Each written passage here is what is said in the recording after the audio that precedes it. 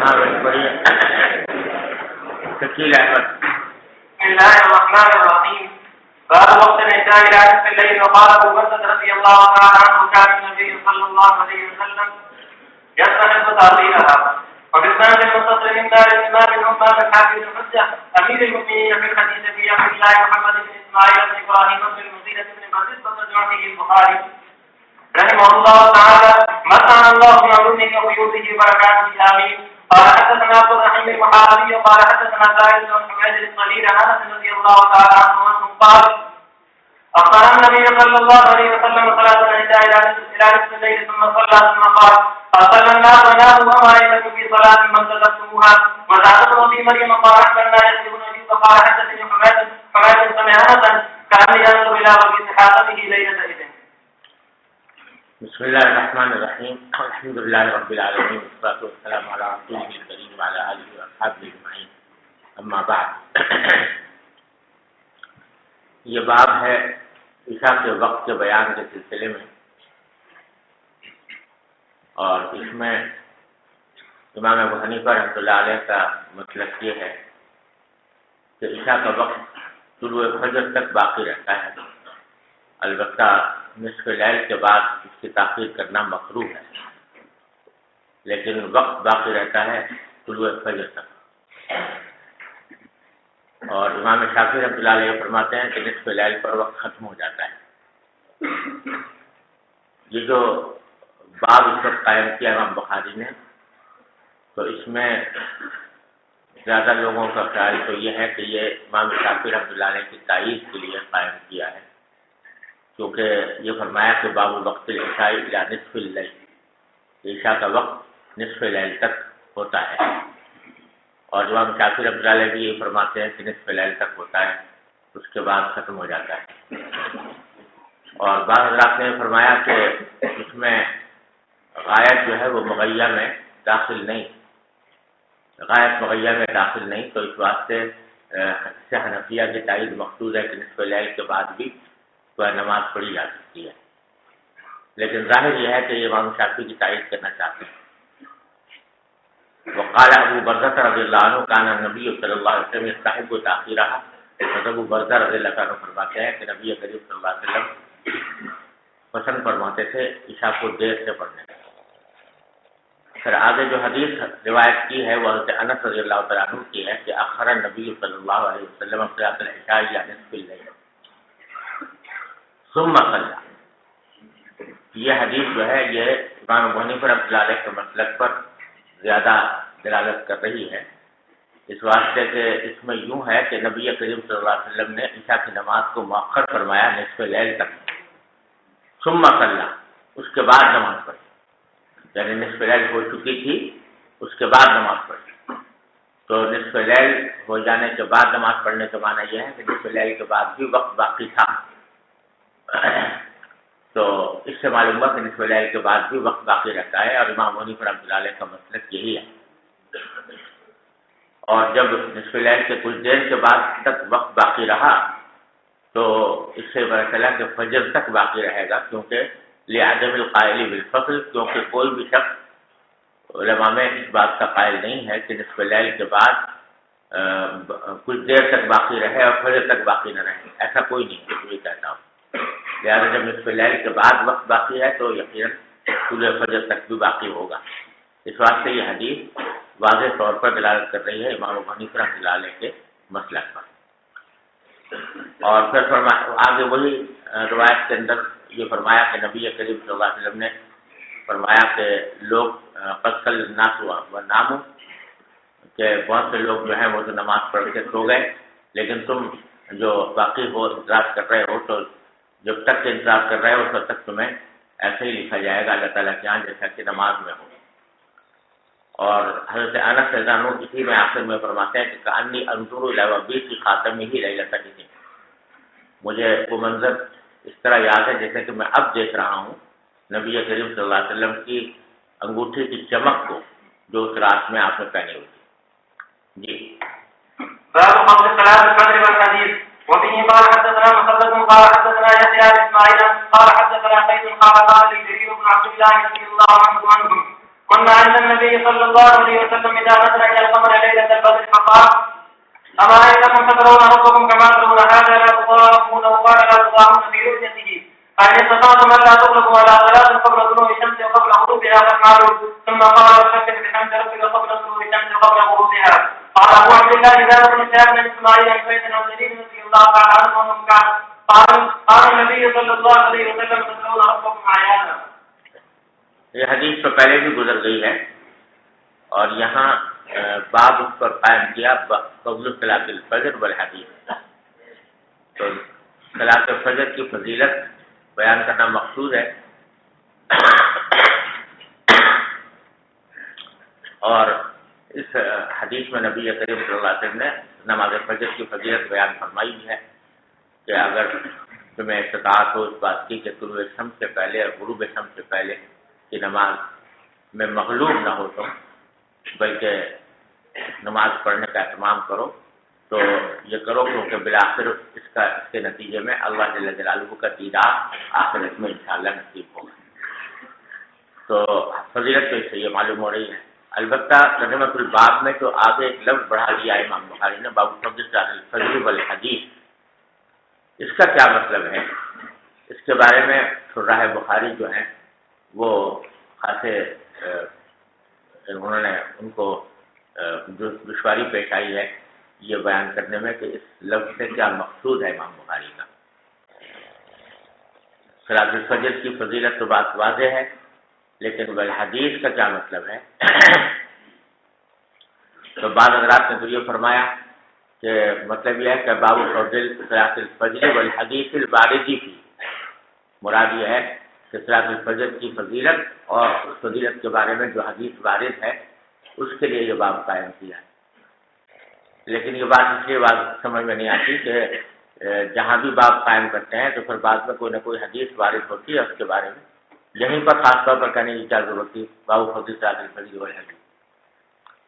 بعض حضرات نے فرمایا کہ یہاں امام بخاری کچھ اور کہنا چاہتے تھے اور حدیث کے بعد لیکن بعد میں جملے کو پورا کرنے کا موقع نہیں ملا اس واسطے والحدیث رہ گیا ہے. یہ بھی بعض لوگوں نے توجہ کی ہے. اور بعض حضرات نے یہ فرمایا کہ مراد اس سے یہ ہے کہ باب فضل صلاۃ الفجر والحدیث حدیث ہی نہیں ہے اس کا عطف جو ہے وہ صلاۃ الفجر پر نہیں ہے بلکہ فضل پر یعنی صلاۃ الفجر کی فضیلت بیان کر کے مقصود ہے اور یہ بیان کرنا مقصود ہے کہ نماز فجر کے بعد باتیں کرنا کچھ اچھا نہیں بلکہ افضل یہ ہے کہ آدمی نماز فجر کے بعد بیٹھا رہے یہاں تک کہ طلوع شمس ہو جائے اور اس کے بعد پھر اشراق پڑھے اور بیچ میں باتیں کرنا اچھا نہیں. اس کو بیان کرنے کے لیے حدیث کا رخ بڑھایا لیکن یہ بات بھی اتنی واضح نہیں ہوتی. بہتر توجہ اس کی وہ ہے جو حضرت علامہ انور شاہ صاحب کشمیری رحمۃ اللہ علیہ نے فیض الباری میں فرمائی ہے. وہ فرماتے ہیں کہ اصل میں امام بخاری رحمۃ اللہ علیہ کا طریقہ یہ ہے کہ بعض اوقات وہ کوئی حدیث روایت کرتے ہیں اور اس حدیث کی روایت کرنے کے دوران ان کا اسی حدیث کے اندر کوئی مسئلہ مستنبط ہو رہا ہوتا ہے دوسرا. یعنی ایک تو مسئلہ وہ ہے جو ترجمۃ الباب میں بیان کیا گیا لیکن اس کے علاوہ کوئی اور مسئلہ بھی اس سے نکل رہا ہوتا ہے تو اس کی طرف بھی ترجمۃ الباب میں اشارہ فرما دیتے ہیں.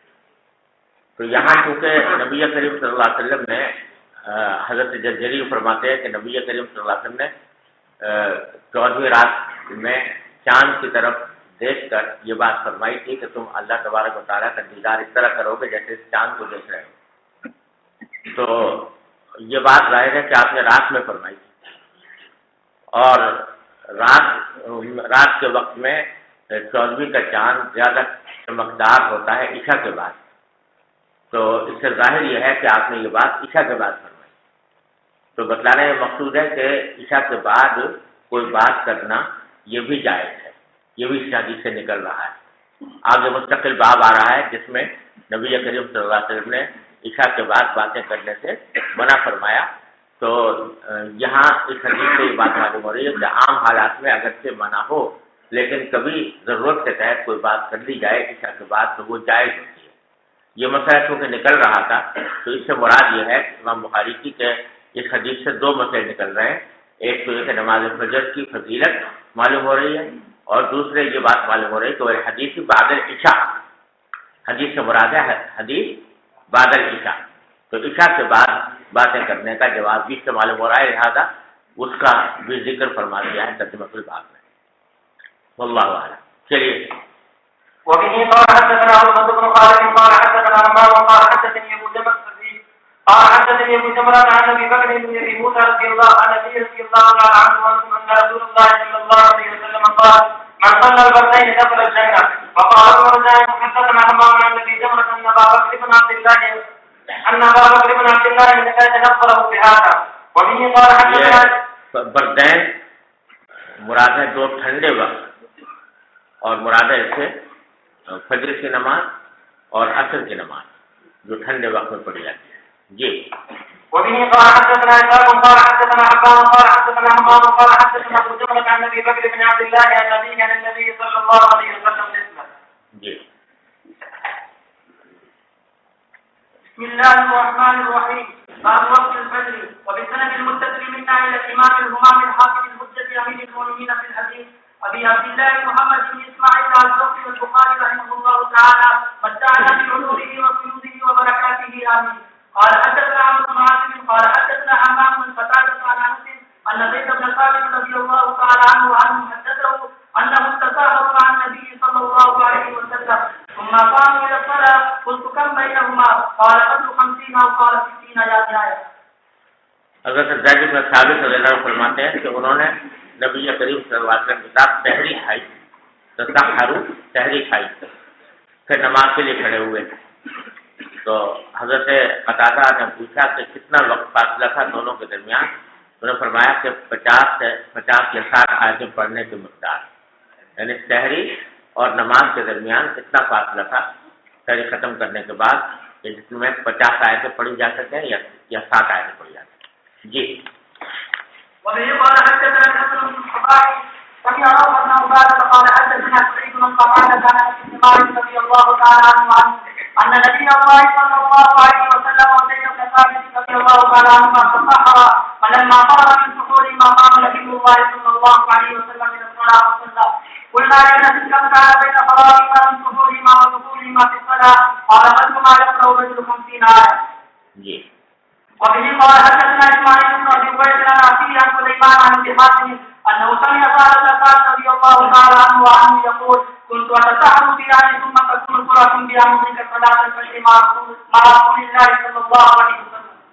حضرت سہل بن سعد رضی اللہ تعالیٰ فرماتے ہیں کہ میں اپنے گھر والوں کے ساتھ تحری کھایا کرتا تھا، پھر مجھے جلدی ہوتی تھی اس بات کی کہ میں نبی کریم فجر کی نماز رسول کریم صلی اللہ علیہ وسلم کے ساتھ پالوں، یعنی اتنا فاصلہ زیادہ نہیں ہوتا تھا تحری میں اور نماز فجر میں، اس لیے اندیشہ ہوتا تھا کہ کہیں اگر مجھے دیر ہو گئی تو کہیں نماز میری نکل نہ جائے سرکار دو عالم صلی اللہ علیہ وسلم کے ساتھ، تو اس واسطے میں جلدی جایا کرتا تھا۔ جی وبه قال حدثنا يحيى بن بكير قال حدثنا الليث عن عبيد عن ابن شهاب قال اخبرني عروة بن الزبير عن عائشة رضي الله تعالى عنها وعنهم اخبرته قالت كنا نساء المؤمنات يشهدن مع رسول الله صلى الله عليه وسلم صلاة الفجر متنبئات بمروتهن ثم ينصرفن الى بيوتهن حين يقضين الصلاة لا يعرفهن احد من الغدر. یہ جو 2-3 حدیثیں پیچھے گزری ہیں جن میں یہ بتلایا کہ سحری کے درمیان اور نماز فجر کے درمیان زیادہ وقفہ نہیں ہوتا تھا، بلکہ 50-60 آیتیں پڑھنے کی مقدار سے وقفہ ہوتا تھا، اس میں ایک یہ بات معلوم ہوتی ہے کہ غلط میں آپ نماز پڑھتے تھے، جلدی پڑھتے تھے نماز، تو یہ حنفیہ کے خلاف اس لیے نہیں ہے کہ یہ جب یہ بات کر رہے ہیں اس وقت کی جب کہ روزے رکھے جا رہے ہوں رمضان، اور رمضان میں حنفیہ کے نزدیک بھی تعجیل فجر کی نماز میں افضل ہے، اور حنفیہ جو کہتے ہیں کہ نماز فجر میں تاخیر افضل ہے، اسفار افضل ہے، وہ غیر رمضان۔ اب یہ غیر رمضان کی حدیث لا رہا ہے امام بخاری۔ حضرت عائشہ رضی اللہ عنہا فرماتی ہیں کہ کننا نساء المؤمنات یشهدن مع رسول اللہ صلی اللہ علیہ وسلم صلاۃ الفجر، مسلمان عورتیں نبی کریم صلی اللہ علیہ وسلم کے ساتھ نماز فجر میں حاضر ہوتی تھیں، متلفعات بمروطہن، لپٹی ہوئی ہوتی تھیں اپنی چادروں میں، ثم ينقلبن على بيوتهن، پھر اپنے گھروں کو واپس جاتی تھیں، حين يقضين الصلاة، جب نماز پوری کر لیتی تھی. لا یعرفن احد من الغلط، کوئی ان کو پہچانتا نہیں تھا اندھیرے کی وجہ سے. یہ حدیث پہلے بھی گزری ہے اور وہاں میں نے عرض کیا تھا کہ وہاں من الغلط کا لفظ نہیں، بلکہ یہ لا یعرفن احد پر حدیث ختم ہو گئی ہے کہ آپ واپس جاتی تھی اس طرح کہ کوئی ان کو پہچانتا نہیں تھا. تو لیکن یہاں من الغلط کا لفظ کا اضافہ ہے. تو در حقیقت یہ جو من الغلط ہے یہ حضرت عائشہ رضی اللہ تعالیٰ عنہا کے الفاظ نہیں ہیں، بلکہ ان کے کسی شاگرد کا اجراج ہے جو بعد میں اس نے اپنی طرف سے بڑھایا. یعنی اس نے یہ سمجھا کہ حضرت عائشہ جو کہہ رہی ہیں کہ کوئی ان کو پہچانتا نہیں تھا، اس کا مطلب وہ یہ سمجھے کہ اندھیرا اتنا ہوتا تھا کہ اس کی وجہ سے پہچانتا نہیں تھا. اس بات سے من الغلط کا بڑھا دیا. چنانچہ ابن ماجہ کی روایت میں یہاں صراحت ہے کہ جب یہ اس میں الفاظ یہ ہیں کہ لا یعرفن احد تعنی من الغلط، تعنی یہ حضرت عائشہ کی طرف اشارہ کر کے فرمایا کہ ان کی مراد یہ تھی کہ اندھیرے کی وجہ سے کوئی پہچانتا نہیں تھا. تو یہ احساس واضح ہے کہ یہ حضرت عائشہ کا لفظ نہیں ہے، بلکہ ان کے بعد کسی راوی نے تشریح کے طور پر اس کا اضافہ کیا. لیکن حضرت عائشہ کا اصل مقصد بظاہر یہ نہیں ہے کہ وہ اندھیرے کی وجہ سے کوئی پہچانتا نہیں تھا، بلکہ در حقیقت حضرت عائشہ رضی اللہ عنہا کی یہ حدیث اس سیاق میں ہے کہ حضرت فاروق اعظم رضی اللہ تعالیٰ عنہ نے خواتین کو مسجد میں آنے سے منع کر دیا تھا. تو بعض لوگوں کو یہ اشکال ہو رہا تھا کہ نبی کریم صلی اللہ علیہ وسلم کے عہد مبارک میں تو خواتین مسجد میں آیا کرتی تھی، پھر حضرت فاروق اعظم نے کیوں روک دیا؟ تو حضرت عائشہ فاروق اعظم کی تائید کرتے ہوئے فرما رہی ہیں کہ نبی کریم صلی اللہ علیہ وسلم کے عہد مبارک میں وہ فتنہ نہیں تھا جو اب پیدا ہو گیا ہے. اس زمانے میں عورتیں جاتی تھیں تو عام طور سے فجر کی نماز میں جاتی تھیں اور لپٹی ہوئی ہوتی تھی چادروں میں، کوئی ان کو پہچانتا بھی نہیں تھا، اس طرح جایا کرتی تھی. اور اب وہ صورتحال نہیں رہی. عورتیں جو جاتی ہیں وہ عام نمازوں میں بھی جاتی ہیں اور پوری طرح حجاب کا اہتمام بھی نہیں ہوتا اور اس کی وجہ سے فتنہ پیدا ہوتا ہے. اس لیے اب فاروق اعظم جو منع کیا ہے تو ٹھیک منع کیا ہے. یہ ہے سیاق حضرت عائشہ کی حدیث کا. تو وہ جو کہہ رہی ہے کہ کوئی ان کو پہچانتا نہیں تھا، تو نہ پہچاننے کی وجہ کیا تھی؟ چادروں میں لپٹا ہوا ہونا. تو یہ بات بتانے مقصود ہے. اس سے یہ لازم نہیں آتا کہ نماز فجر جو ہے وہ غلط ہوتی. جی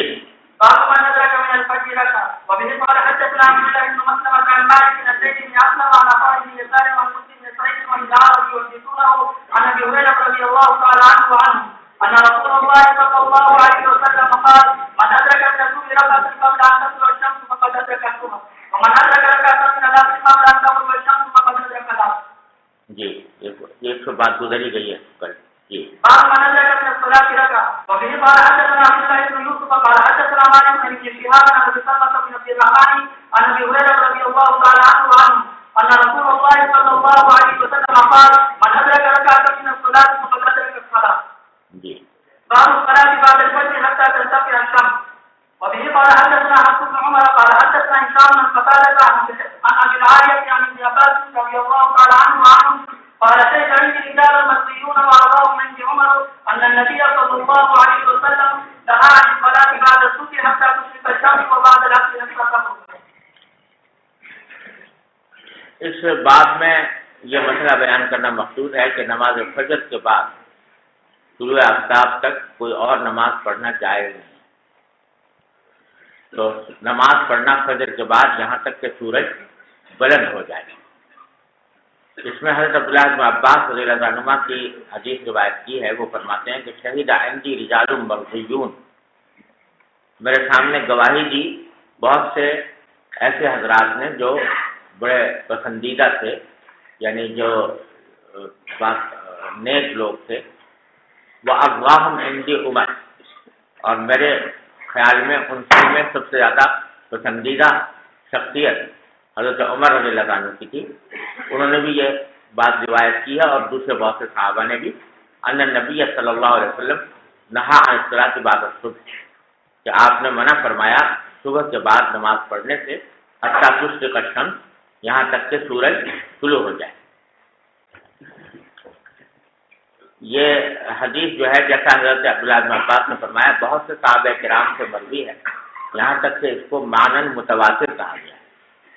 جو مانن متواتر ہے یہ حکم کہ نبی کریم صلی اللہ علیہ وسلم نے فجر کے بعد منع فرمایا طلوع شمس تک، بلکہ ارتفاع شمس تک نماز پڑھنے سے، اور عصر کے بعد بھی اسی طرح منع فرمایا جب تک کہ سورج غروب نہ ہو جائے.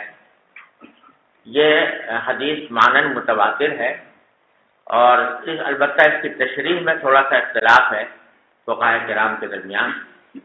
امام ابو حنیفہ رحمۃ اللہ علیہ کا مسلک یہ ہے کہ نہیں جو ہے یہ فرائض کے ساتھ نہیں ہے خاص، یہ نوافل کے ساتھ خاص ہے، فرائض کے ساتھ نہیں ہے.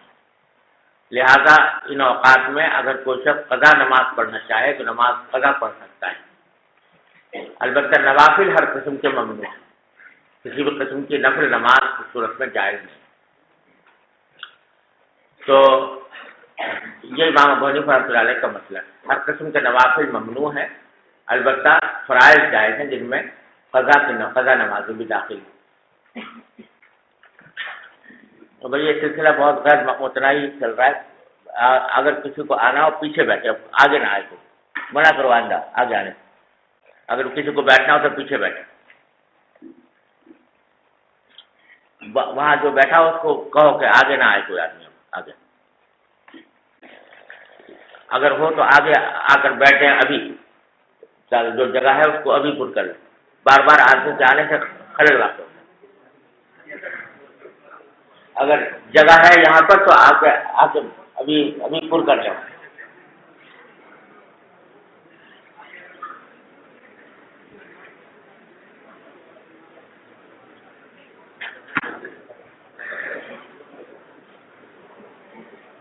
بیٹھو بس، اب ختم. اب آگے کوئی آگے نہ آئے، منع کر دو. وہاں سے بھی ادھر سے.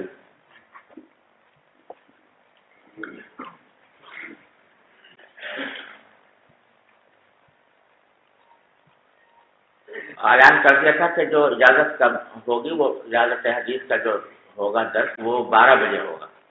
تو پہلے سے سب اتنے سارے آدمیوں کو جمع ہونے کی کیا ضرورت؟ تو عرض کر رہا تھا کہ امام ابو حنیفہ رحمۃ اللہ علیہ کے نزدیک فرائض اس میں پڑھے جا سکتے ہیں، البتہ نوافل ہر قسم کے ممنوع ہیں. اور فرائض کے استثناء کی وجہ یہ ہے کہ یہ جو آپ نے نماز عصر کے بعد، نماز فجر کے بعد نماز پڑھنے سے منع فرمایا، تو یہ بات واضح ہے کہ اس میں اس کی وجہ وقت کی کراہت نہیں ہے، کیونکہ وقت مکروہ کسی کے نزدیک بھی نہیں ہے. یہی وجہ ہے کہ اگر کوئی شخص فجر کی نماز اس پورے وقت میں سے کسی وقت میں بھی پڑھ لے تو وہ نماز کامل ہی ہوتی ہے اور اس میں کوئی کراہت نہیں. تو معلوم ہوا کہ وقت کی کراہت سبب نہیں ہے اس کو مانا. جب وقت کی کراہت سبب نہیں ہے تو سبب ایک ہی ہوگا، اور وہ یہ کہ اللہ تبارک و تعالیٰ نے اس وقت کو مشغول بالفرائض کر دیا ہے. یعنی یہ سارا وقت جو ہے یہ خاص کر دیا ہے فرائض کے ساتھ، تو اس لیے دوسری نمازیں اس میں منع ہو گئی. تو جب مشغول بالفرائض ہے تو ہر قسم کے فرائض اس میں پڑھے جا سکتے ہیں. تو وقتی فریضہ بھی اس طرح پڑھا جا سکتا ہے، اسی طرح قضا نمازیں بھی پڑھی جا سکتی ہیں. لیکن اس کے علاوہ جو اور نمازیں ہیں جو نوافل ہیں وہ منع ہے. بلکہ حنفیہ کے مسلک میں جو واجب لغیر ہی ہیں وہ بھی منع ہے. یعنی بعض ایسے ہیں کہ جو واجبات ہیں لیکن وہ واجبات لعینہا نہیں ہیں بلکہ لغیرہا، جیسے طواف کے بعد کی 2 رکعتیں. ہر طواف کے بعد 2 رکعتیں پڑھنا واجب ہوتا ہے، لیکن وہ واجب لعینہ ہی نہیں ہے بلکہ واجب لغیر ہی ہے، طواف کی وجہ سے واجب ہوتی ہے. تو وہ بھی جائز نہیں امام ابو حنیفہ کے نزدیک. البتہ صرف وہ فرائض یعنی قضا کی نمازیں جائز ہیں، اور نوافل ہر قسم کے ممنوع ہیں. اور امام شافعی رحمۃ اللہ علیہ فرماتے ہیں کہ نوافل کی 2 قسمیں ہیں، ایک نوافل ذوات الاسباب اور ایک نوافل غیر ذوات الاسباب. نوافل ذوات الاسباب نوافل کو کہتے ہیں کہ جن کا اختیار عبد کے سوا کوئی اور سبب بھی ہو. یعنی نفل کا جو اصل سبب ہوتا ہے وہ تو یہ کہ بندہ اختیار کرتا ہے کہ میں نفل پڑھوں، یہ سبب ہوتا ہے نفل کا. لیکن اگر کوئی ایسی نفل ہے کہ جس کا سبب اختیار عبد کے سوا بھی کچھ اور ہے. مثلا تحیت المسجد کہ آدمی جب مسجد میں داخل ہو تو مسجد کا داخلہ جو ہے یہ سبب ہے نفل کے مستحب ہونے کا، تو وہ نوافل یہ نفل ذات السبب ہو گئی. تو جو نوافل ذوات الاسباب ہیں ان کو امام شافعی رحمۃ اللہ علیہ فرماتے ہیں کہ وہ ان اوقات میں جائز ہیں. لہذا اگر فجر کی نماز پڑھنے کے بعد یا عصر کی نماز پڑھنے کے بعد کسی نے وضو کیا اور وہ تحیۃ الوضو پڑھنا چاہتا ہے تو پڑھ سکتا ہے، یا کوئی مسجد میں داخل ہوا تحیۃ المسجد پڑھنا چاہتا ہے تو پڑھ سکتا ہے. تو یہ نوافل ذوات الاسباب ان کے نزدیک جائز ہیں. البتہ جو غیر ذوات الاسباب ہیں یعنی عام نوافل وہ جائز نہیں. اور امام شافعی رحمۃ اللہ علیہ کا استدلال جو ہے وہ اس حدیث سے ہے کہ جس میں نبی کریم صلی اللہ علیہ وسلم کا یہ ارشاد مذکور ہے، آگے آئے گی وہ حدیث کہ اذا اتى احدكم المسجد فليركع ركعتين او كما قال صلی اللہ علیہ وسلم، کہ جب تم میں سے کوئی شخص مسجد آئے تو 2 رکعتیں پڑھے. تو امام شافعی رحمۃ اللہ فرماتے ہیں کہ اس میں اذا کا جو لفظ ہے اذا اتى احدكم المسجد، یہ اذا جو ہے یہ کلمہ عام ہے جس کے معنی ہے جس وقت بھی تم میں سے کوئی شخص مسجد میں جائے تو 2 رکعتیں پڑھے. جب یہ کلمہ عام ہے تو اس میں وہ اوقات بھی شامل ہیں کہ جو فجر کے بعد اور عصر کے بعد کے اوقات ہیں، لہذا اس وقت میں بھی جائز ہے.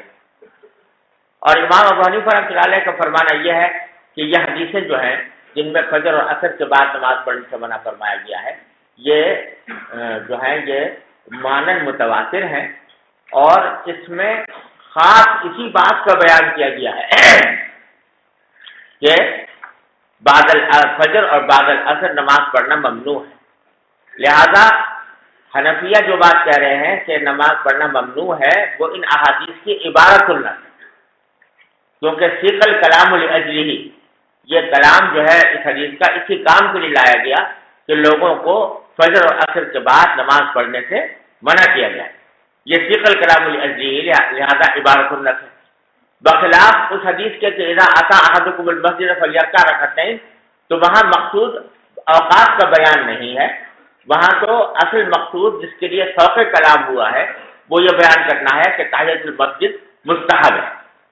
لیکن اذا کے لفظ سے امام شافعی استدلال کر رہے ہیں کہ اذا کا جو لفظ ہے یہ عموم پر دلالت کرتا ہے، عموم اوقات پر دلالت کرتا ہے.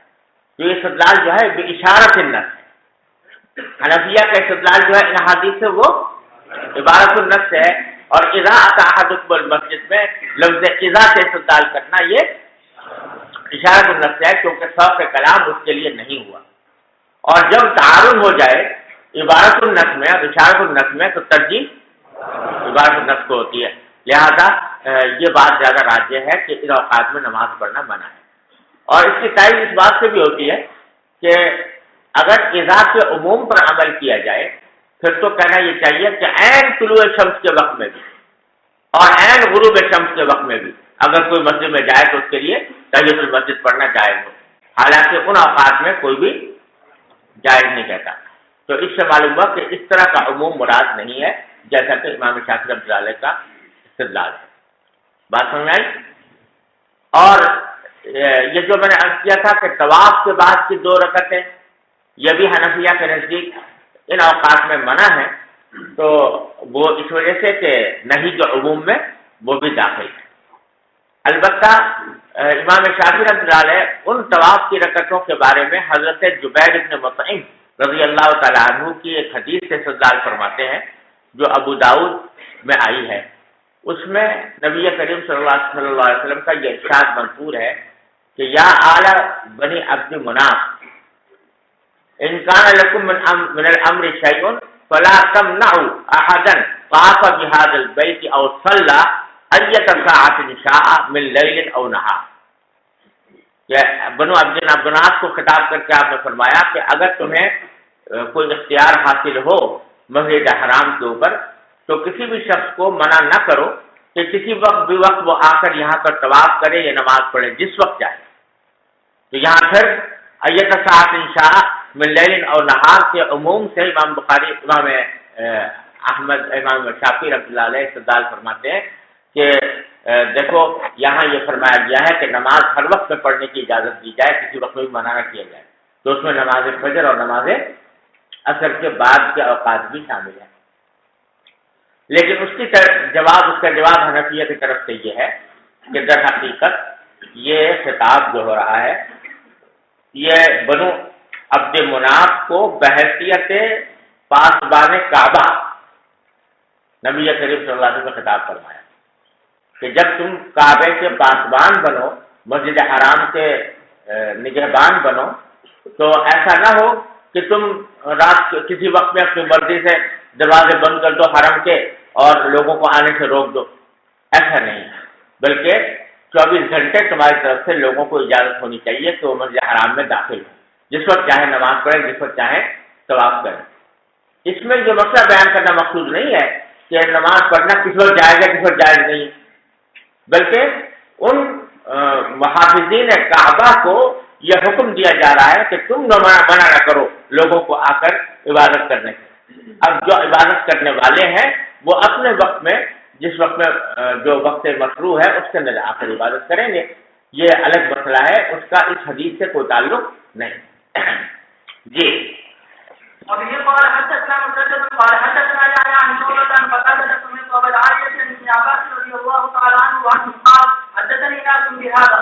وبه قال حدثنا مسدد قال حدثنا يحيى بن سعيد عن هشام قال أخبرني أبي قال أخبرني ابن عمر رضي الله تعالى عنه وعنه قال قال رسول الله صلى الله عليه وسلم لا تهروا بصلاتكم طلوع الشمس ولا غروبها. قال وحدثني ابن عمر رضي الله تعالى عنه قال قال رسول الله صلى الله عليه وسلم إذا طلع هاجم الشمس فأقبلوا الصلاة حتى ترتفع، وإذا غاب هاجم الشمس فأقبلوا الصلاة حتى تغيب. أصابه وقتا. وبه قال حدثنا عبيد بن إسماعيل عن أبي أسامة عن عبيد الله عن خبيب بن عبد الرحمن عن حفص بن عاصم عن أبي هريرة رضي الله تعالى عنه أن رسول الله صلى الله عليه وسلم نهى عن فئتين وعن نصفتين وعن صلاتين. نهى عن الصلاة بعد الفجر حتى تطلع الشمس وبعد العصر حتى تغرب الشمس، وعن اشتمال الصماء وعن الاحتباس في صوب واحد يفضي بفتح إلى السماء، وعن المنابذة والملامسة.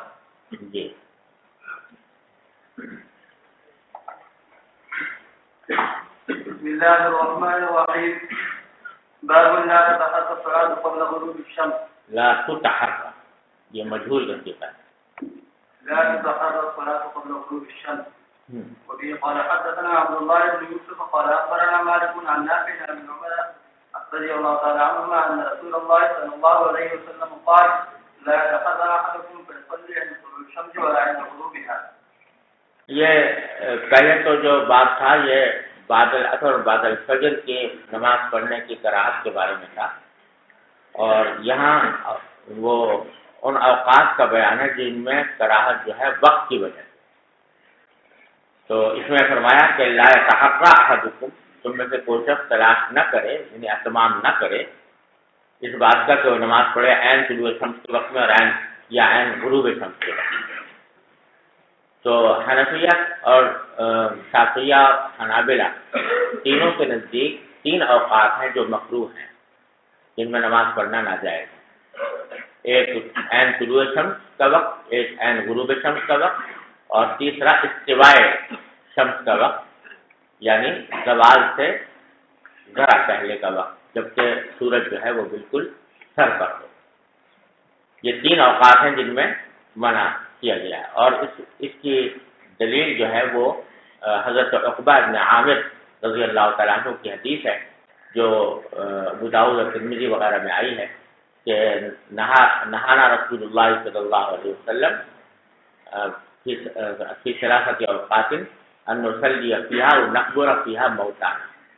تو 3 اوقات ہیں جن کے بارے میں نبی کریم صلی اللہ علیہ وسلم نے ہمیں منع کیا ہے اس بات سے کہ ہم اس میں نماز پڑھیں یا اپنے مردوں کو دفن کریں، یعنی نماز جنازہ پڑھیں. اور اس کے بعد یہ 3 اوقات بیان فرمائے، ایک طلوع شمس کا، ایک غروب شمس کا، ایک زوال شمس کا. امام مالک رحمۃ اللہ علیہ فرماتے ہیں کہ طلوع اور غروب کی حد تک تو وہ بھی مانتے ہیں کہ طلوع اور غروب کے وقت میں نماز پڑھنا ناجائز ہے، البتہ استوا کے وقت میں وہ پڑھنے کو جائز کہتے ہیں. وہ کہتے ہیں استوا کے وقت میں ممانعت نہیں. اور وجہ اس کی وہ یہ بیان فرماتے ہیں کہ میں نے اہل مدینہ کو پایا ہے کہ وہ عین دوپہر کے وقت میں بھی نمازیں پڑھتے رہے ہیں اور اس کا کوئی اہتمام نہیں کرتے تھے کہ دوپہر کے وقت میں صبح کے وقت میں نماز نہ پڑھی جائے. اور یہ آپ جانتے ہیں کہ امام مالک رحمۃ اللہ علیہ کے نزدیک اہل مدینہ کا تعامل جو ہے وہ حجت ہے مستقل. اور اگرچہ خود امام مالک نے موطا میں وہ حدیث روایت کی ہے جن میں زوال کے وقت میں بھی نماز پڑھنے سے منع کیا گیا ہے، لیکن امام مالک کا اصول یہ ہے کہ اگر اہل مدینہ کا تعامل وہ کسی حدیث کے خلاف ہو تو وہ اس حدیث کو منسوخ مانتے ہیں. وہ کہتے ہیں کہ حدیث منسوخ ہو گئی، اگر منسوخ نہ ہوتی تو اہل مدینہ اس کے خلاف عمل نہ کرتے. اس واسطے وہ اہل مدینہ کے تعامل کی وجہ سے یہ فرماتے ہیں کہ عین استوا کے وقت میں نماز پڑھنا جائز ہے. اور جمہور جو ہیں ائمہ ثلاثہ وہ کہتے ہیں کہ کیونکہ حدیث میں صراحتاً ممانعت آئی ہے تو اس واسطے ہم اسی کے اوپر عمل کریں. جی. وبه قال حدثنا عبد العزيز بن عبد الله قال حدثنا ابراهيم بن سعد عن خالد بن شهاب قال حدثني عطاء بن يزيد بن جعي وانه سمع ابا سعيد الخدري رضي الله تعالى عنه يقول سمعت رسول الله صلى الله عليه وسلم يقول لا صلاة بعد الصبح حتى تطلع الشمس ولا صلاة بعد العصر حتى تغيب الشمس. جی. وبه قال حدثنا محمد بن عباد قال حدثنا غندر قال حدثنا شعبة عن السياح قال سمعت عمران بن عباد يحدث عن معاذ رضي الله تعالى عنه وعنه قال انكم لتصلون صلاة النفل فسمع رسول الله صلى الله عليه وسلم فما رأينا من فضلهما ولقد نهانا يعني ركعتين بعد العصر. حضرت معاویہ رضی اللہ تعالیٰ عنہ فرماتے ہیں کہ تم لوگ نماز پڑھتے ہو ایک ایسی نماز کہ ہم نے رسول اللہ صلی اللہ علیہ وسلم کی صحبت اٹھائی ہے تو ہم نے آپ کو وہ پڑھتے ہوئے نہیں دیکھا بلکہ ان سے منع کیا، یعنی عصر کے بعد 2 رکعتیں.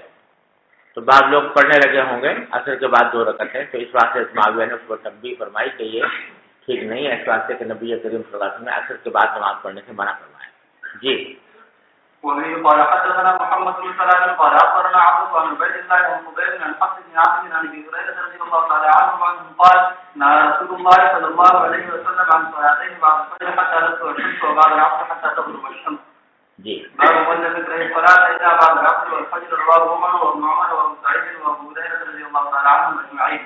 وبه قال حدثنا ابو نعمان قال حدثنا حماد بن زيد عن ايوب عن نافع عن ابن عمر رضي الله تعالى عنهما عنهم قال اصلي كما رايت اصحابي يصلون لا احد يصلي بليل او نهار ما شاء غير ان نتحرى طلوع الشمس ولا غروبها. باب ما يصلي بعد العصر من الفوائد ونحوها. وقال قريب عن ابن سلمة رضي الله تعالى عنه صلى النبي صلى الله عليه وسلم بعد ركعتين بعد العصر ركعتين وقال شغل الناس من اهل الفرج ان ركعتين بعد الظهر. اس باب میں بتلانا مقصود ہے کہ بعد العصر اور بعد الفجر میں نماز پڑھنے سے جو ممانعت ہے وہ صرف نوافل کی حد تک مخصوص ہے اور فرائض اس میں پڑھے جا سکتے ہیں، قضا نمازیں بھی پڑھی جا سکتی ہیں. اس پر امام بخاری نے استدلال فرمایا ہے ایک واقعے سے، اور وہ واقعہ یہ ہے کہ نبی کریم صلی اللہ علیہ وسلم نے ایک مرتبہ ایسا ہوا تھا کہ عبد القیس کا وقت آیا ہوا تھا نبی کریم صلی اللہ علیہ وسلم کے پاس. ظہر کے وقت میں وہ آیا تو ظہر کے فرائض آپ نے پڑھ لیے اور ظہر کے بعد کی جو 2 رکعتیں ہیں وہ ابھی نہیں پڑھی تھی، ان کے ساتھ مشغول ہو گئے اور ان کے ساتھ جو مشغولیت رہی وہ اتنی دیر تک رہی کہ ظہر کا وقت نکل گیا اور ظہر کے بعد کی جو 2 سنتیں آپ پڑھا کرتے تھے وہ نہیں پڑھ پائے. تو رسول کریم صلی اللہ علیہ وسلم نے ان 2 رکعتوں کی قضا فرمائی عصر کے بعد، اور حضرت ام سلمہ رضی اللہ تعالیٰ عنہ نے دیکھا کہ نبی کریم صلی اللہ علیہ وسلم عصر کے بعد 2 رکعتیں پڑھ رہے ہیں. تو آپ حضرت ام سلمہ نے پوچھا کہ یا رسول اللہ یہ 2 رکعتیں آپ کیسی پڑھ رہے ہیں حالانکہ عصر کے بعد تو آپ نے نماز پڑھنے سے منع فرمایا ہے. تو آپ نے اس کی وجہ بیان فرمائی کہ میرے پاس یہ لوگ آ گئے تھے جس پہ کہ میں مشغول ہو گیا اور 2 رکعتیں میری ظہر کی رہ گئیں تو میں نے ان کو قضا کیا ہے. اب یہ قضا ویسے تو عام طور سے فرائض کی ہوتی ہے، سنتوں کی قضا نہیں ہوتی، لیکن نبی کریم صلی اللہ علیہ وسلم کی خصوصیت تھی کہ آپ نے اس کی بھی قضا فرمائی، جس کی دلیل یہ ہے کہ ابن حبان کی روایت میں آتا ہے کہ حضرت ام سلمہ رضی اللہ تعالیٰ نے جب دیکھا کہ آپ نے جو یہ قضا کی ہیں تو اس کے بعد خود انہوں نے سوال بھی کر دیا حضرت ام سلمہ کہ افنصلیہما اذا فاتتا، کہ جس طرح آپ نے ظہر کی 2 رکعتوں کی قضا فرمائی ہے تو اگر ہماری کبھی یہ 2 رکعتیں قضا ہو جائیں تو کیا ہم بھی اس کو قضا کریں اور عصر کے بعد پڑھ لیں؟ قال اللہ، تو آپ نے انکار فرمایا کہ نہیں، تم ایسا نہیں کرو۔ تو جس سے معلوم ہوا کہ یہ خصوصیت تھی نبی کریم صلی اللہ علیہ وسلم کی کہ آپ نے قضا فرمائی، دوسروں کے لیے قضا کرنے کی اجازت نہیں۔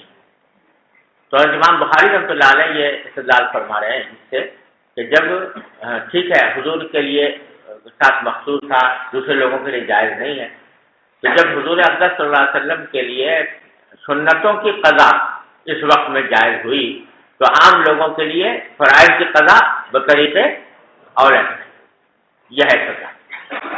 ارے سمجھو، تو فرمایا کہ حضرت ام سلمہ رضی اللہ تعالیٰ فرماتی ہے کہ نبی کریم صلی اللہ علیہ وسلم نے عصر کے بعد 2 رکعتیں پڑھی اور وجہ بیان فرمائی کہ شغلنی ناس من عبد القیس، عبد القیس کے کچھ لوگوں نے مجھے مشغول کر دیا تھا ان رکعتین بعد العصر، ان رکعتین بعد الظہر، ظہر کے بعد کی 2 رکعتوں سے، تو وہ میں نے اس وقت قضا کی ہے۔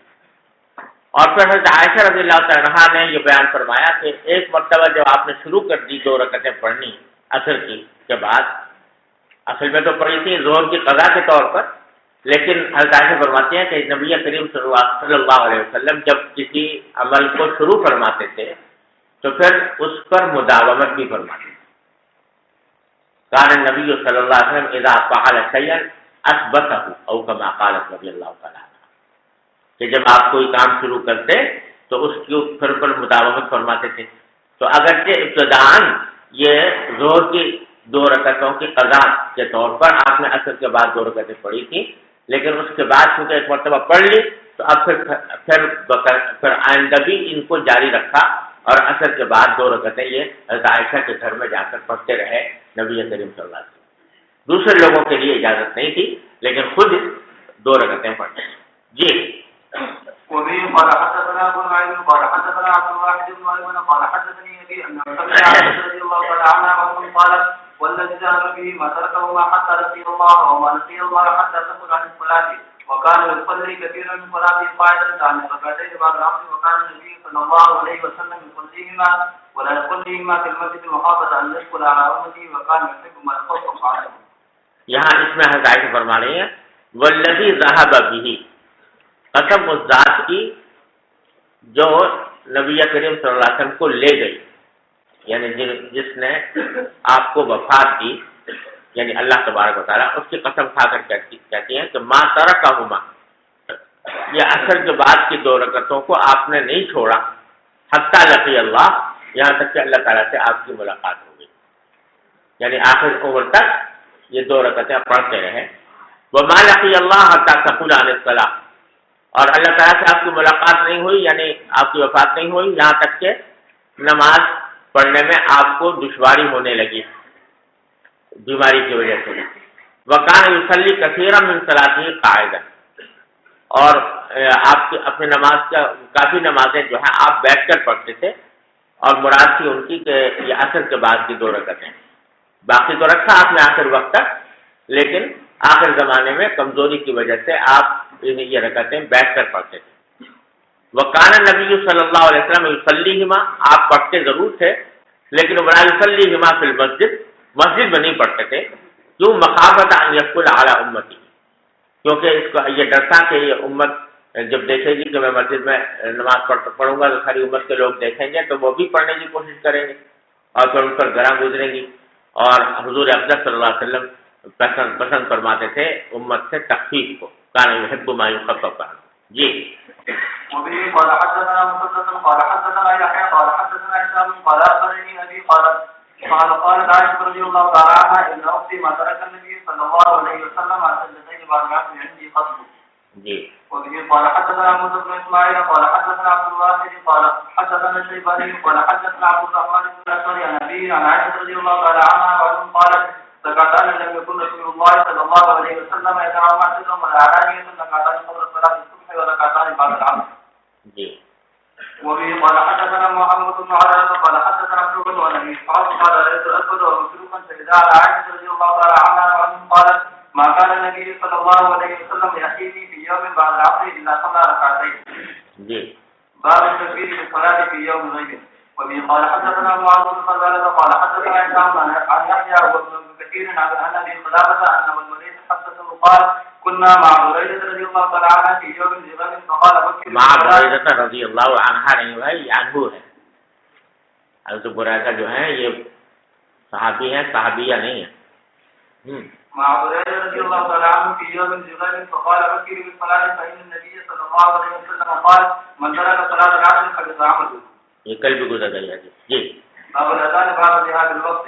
وبه قال حدثنا عمران بن مسعود قال حدثنا محمد بن سليمان قال حدثنا حسين بن عبد الله بن قتادة عن أبيه قال سمع مع النبي صلى الله عليه وسلم ليلة فقال بعض القوم لو أردت بنا يا رسول الله قال أخاف أن تناموا عن الصلاة قال بلال أنا أوجدكم فاستدعوه أن بلال ذهبه إلى راحلته فغلبته عداه فنام فاستيقظ النبي صلى الله عليه وسلم وقصر حاجب الشمس فقال يا بلال أينما قلت قال ما أوتيت علي نعمة مثلها قط قال إن الله قبض أرواحكم حين شاء وأصلح عليكم حين شاء يا بلال ثم بعد بالناس بالصلاة فتوضأ فلما طلعت الشمس وبياضت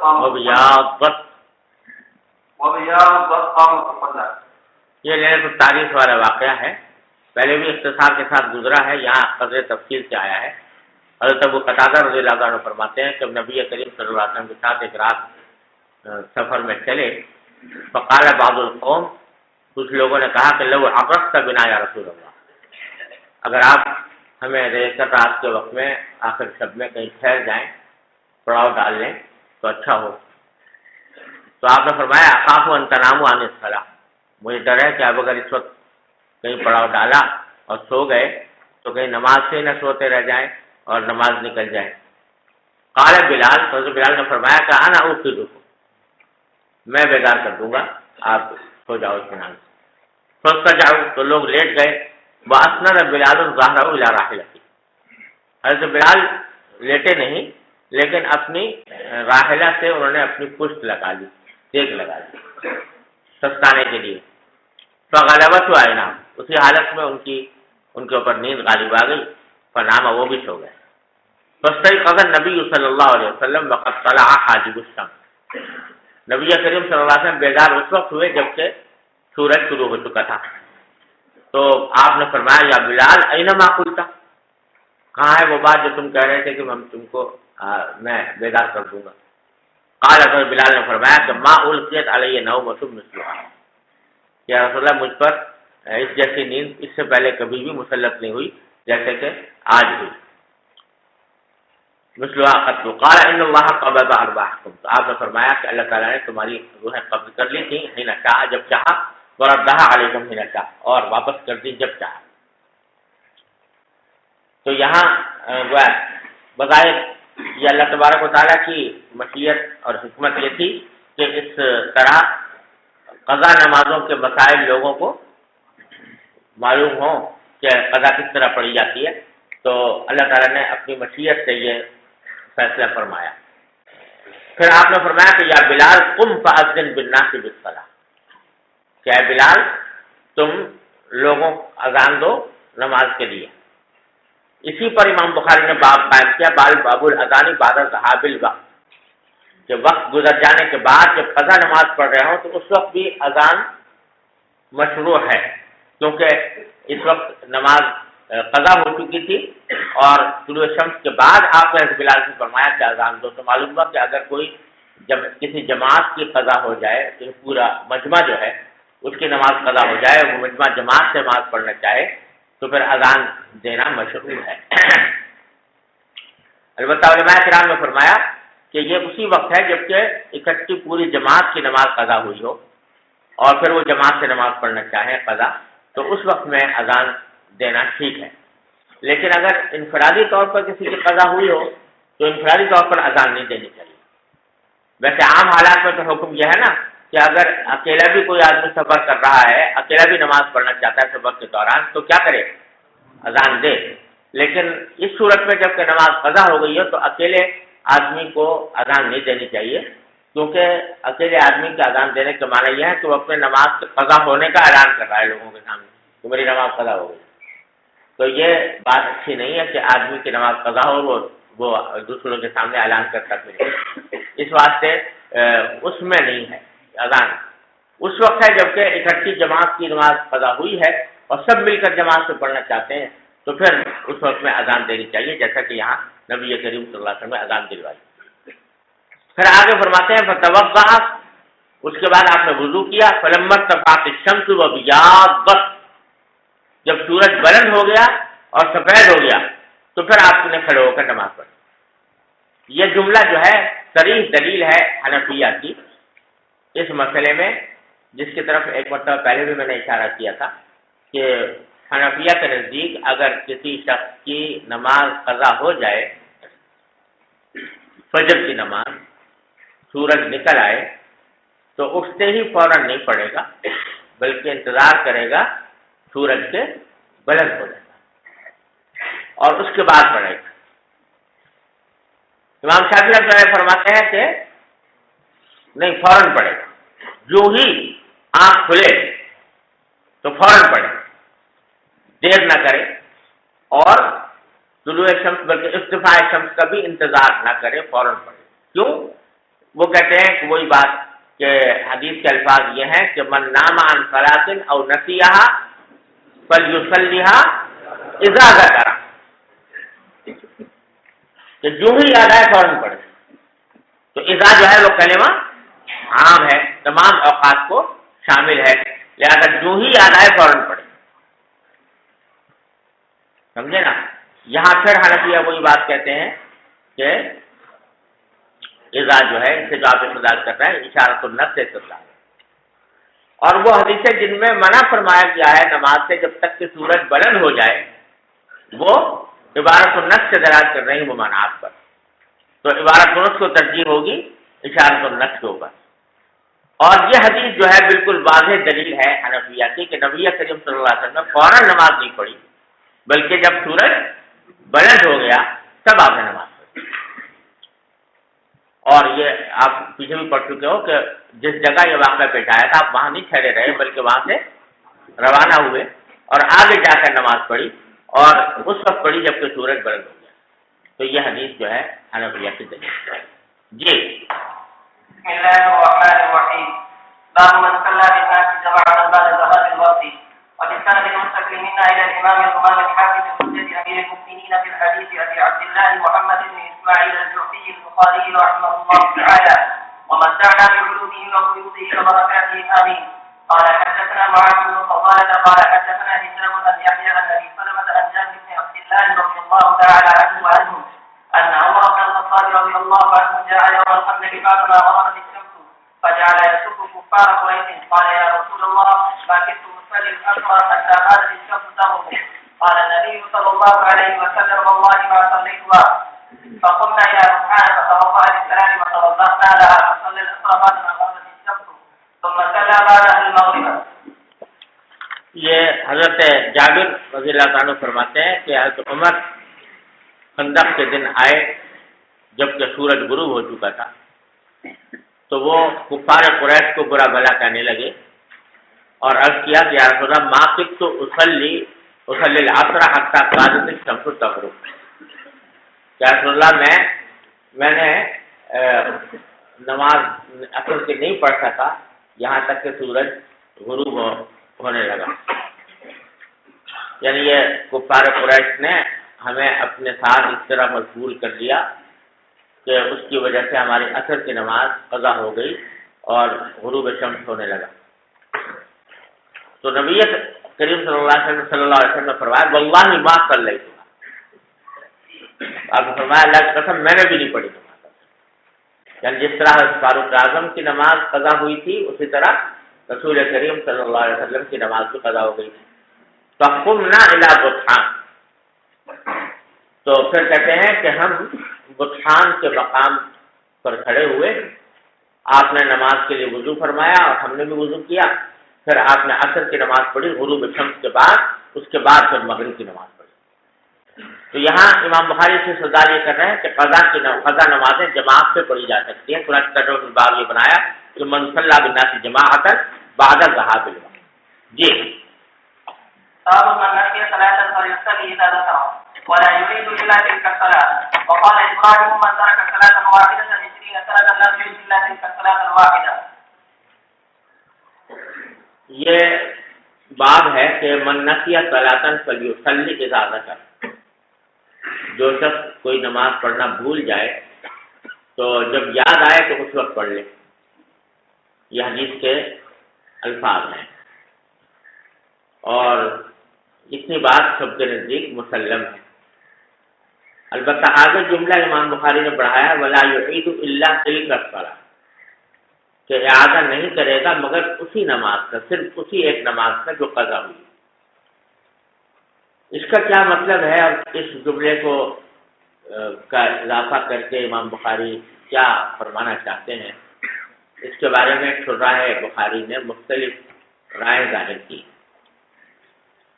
ایک رائے یہ ہے کہ در حقیقت اس جملے سے امام بخاری رحمۃ اللہ علیہ بعض ان فقہا کی تردید کرنا چاہتے ہیں جن کا مسلک یہ تھا کہ اگر کسی آدمی کی نماز قضا ہو جائے تو اگلے وقت میں تو وہ پڑھے گا ہی، لیکن اگلے دن جب قضا شدہ نماز کا وقت آئے گا تو دوبارہ اس کو پڑھنا۔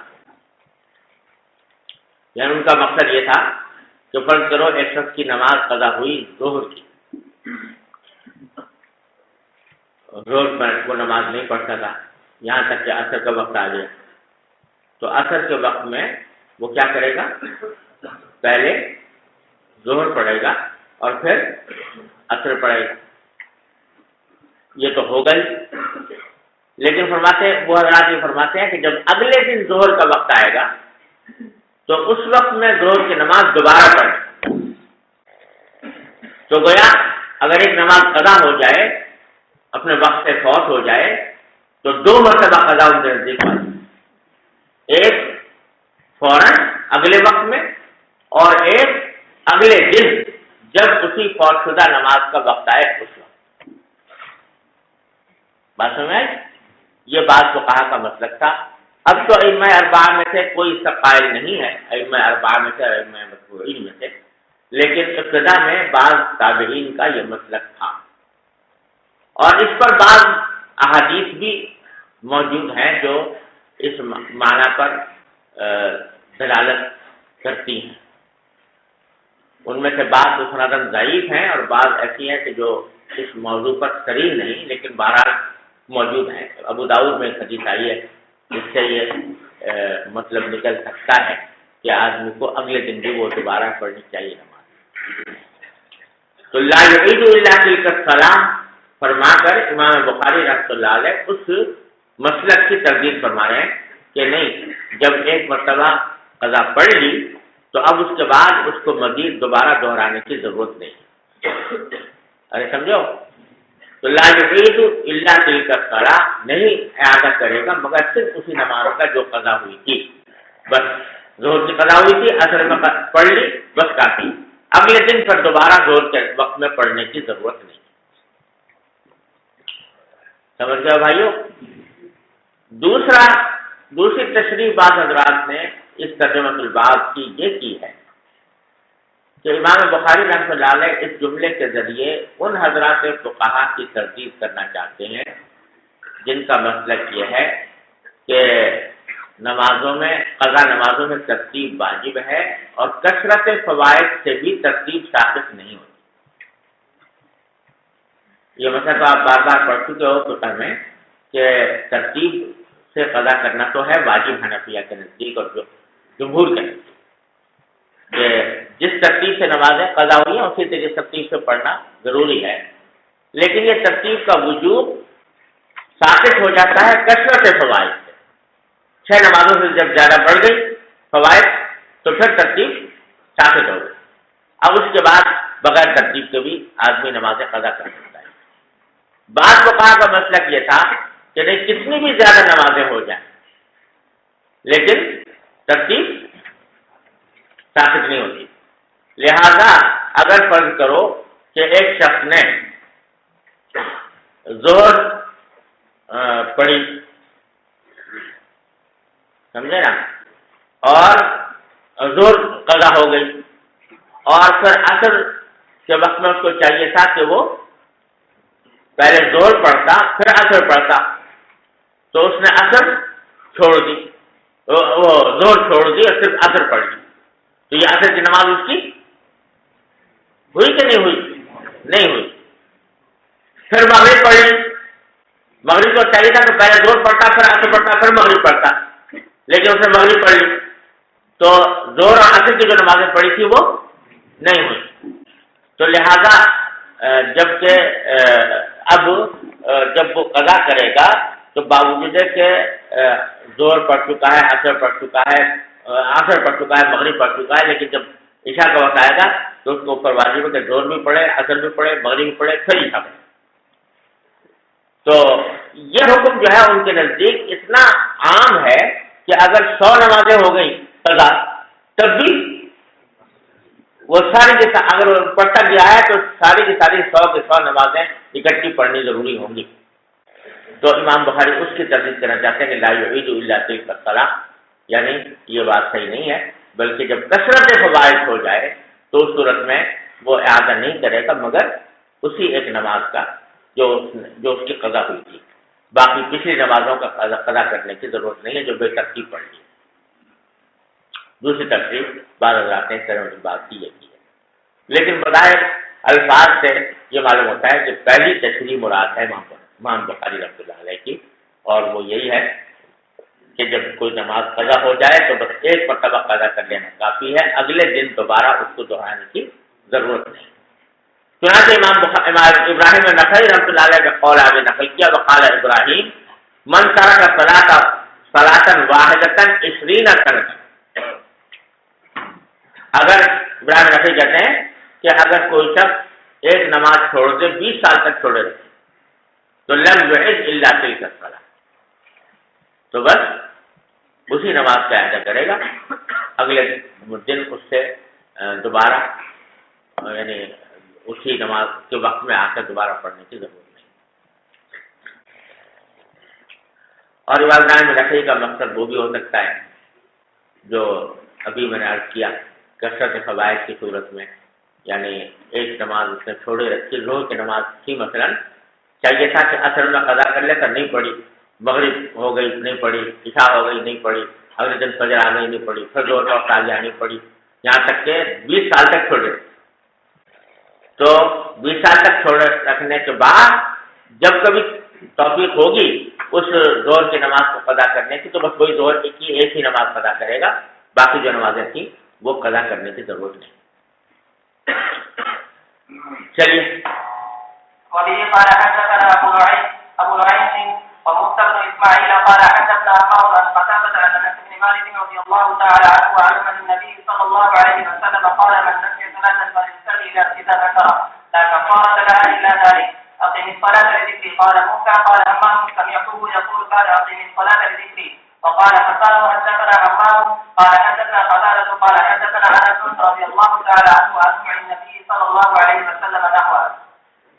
حضرت انس فرماتے ہیں کہ نبی کریم صلی اللہ علیہ وسلم نے فرمایا کہ من نسی صلاۃ فلیصلی اذا ذکر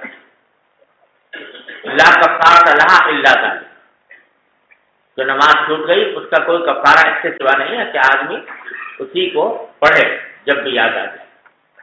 اور پھر آیت کریمہ تلاوت فرمائی اقیم الصلاۃ للذکر، تو یہاں اس آیت کریمہ کی ایک تفسیر یہ ہے کہ لام وقتیہ، لام معنی میں وقت ہے، اقیم الصلاۃ وقت ذکر۔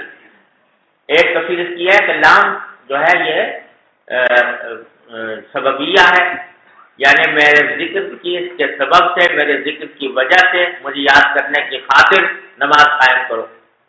اور دوسری تفسیر یہ ہے کہ لام وقتیہ ہے، وقت کے معنی میں اقیم الصلاۃ للذکر، یعنی نماز قائم کرو جب مجھے یاد آ، جب تم مجھے یاد کرو۔ تو وقت کے معنی میں ہے.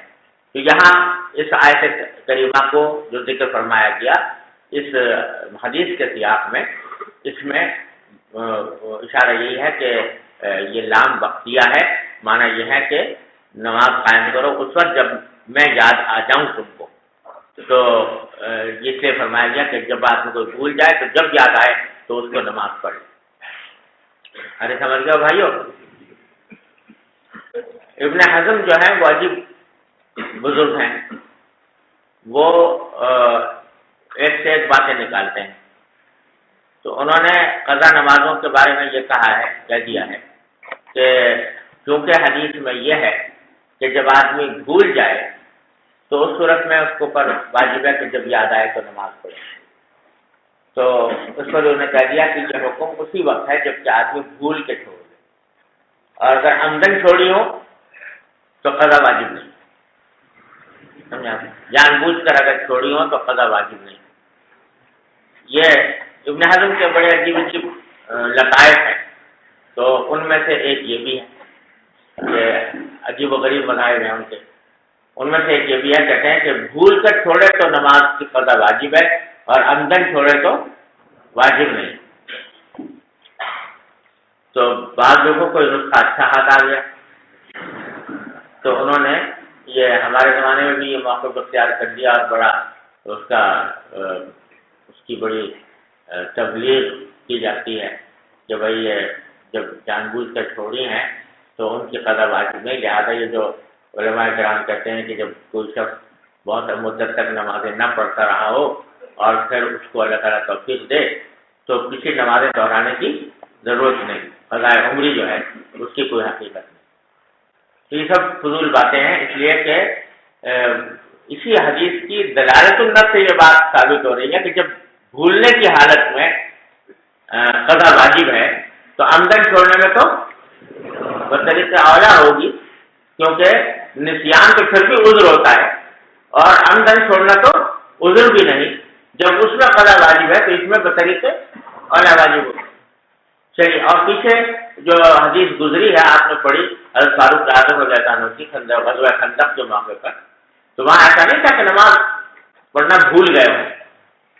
نماز یاد تھی لیکن مشغولیت کی وجہ سے چھوڑی، پھر بھی قضا پڑی آپ. چلیے. قال حدثنا مسدد قال حدثنا يحيى قال حدثنا هشام قال حدثنا يحيى قال وابي كثير عن ابي سلمة عن جابر رضي الله تعالى عنه قال جاء عمر رضي الله تعالى عنه يوم الخندق يسب كفاره فقال ما كنت اصلي المطر حتى غربت الشمس قال فنزلنا سبحانه فصلى بعد ما غربت الشمس ثم صلى المغرب. اس بات سے مقصود ہے کہ فوائد کی قضا میں ترتیب کا لحاظ کرنا ضروری ہے، یہ بیان کرنا ضروری ہے. تو فرمایا کہ نمازوں کی قضا اولا فالاولا ترتیب کے ساتھ. چنانچہ حضرت عمر رضی اللہ عنہ کی جو روایت خندق کے بارے میں آتی ہے اس میں یہ صراحت ہے کہ آپ نے پہلے عصر پڑھی اور پھر اس کے بعد مغرب پڑھی، ہے نا. تو بعض لوگ کہتے ہیں کہ اس سے وجوب کیسے ثابت ہوا؟ عمل نبی کریم صلی اللہ علیہ وسلم سے محض ایک عمل سے وجوب ثابت نہیں ہوتا. تو وجوب کیسے ثابت ہوا؟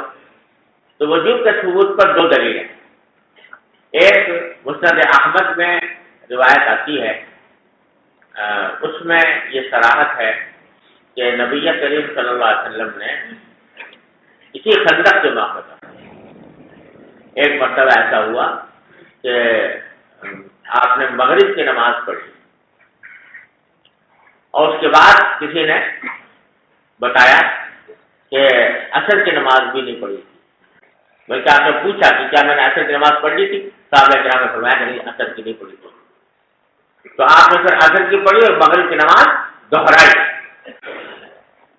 تو یہ بالکل صحیح دلیل ہے اس بات کے اوپر کہ ترتیب کا لحاظ واجب تھا، اگر واجب نہ ہوتا تو آپ دہراتے تھے. اور موقع امام محمد میں حضرت امام محمد عبداللہ بن عمر رضی اللہ عنہ کا اثر بھی نقل کیا ہے، اس میں بھی آپ نے ترتیب کو واجب قرار دیا ہے. یہ دو دلیلیں ہیں جس کی وجہ سے جمہور کا قول یہی ہے کہ قضا میں ترتیب واجب ہے.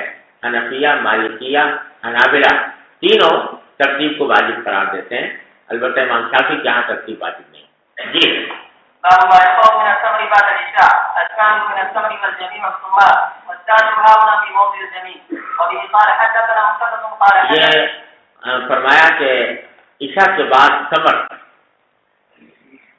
کی کراہت اصل میں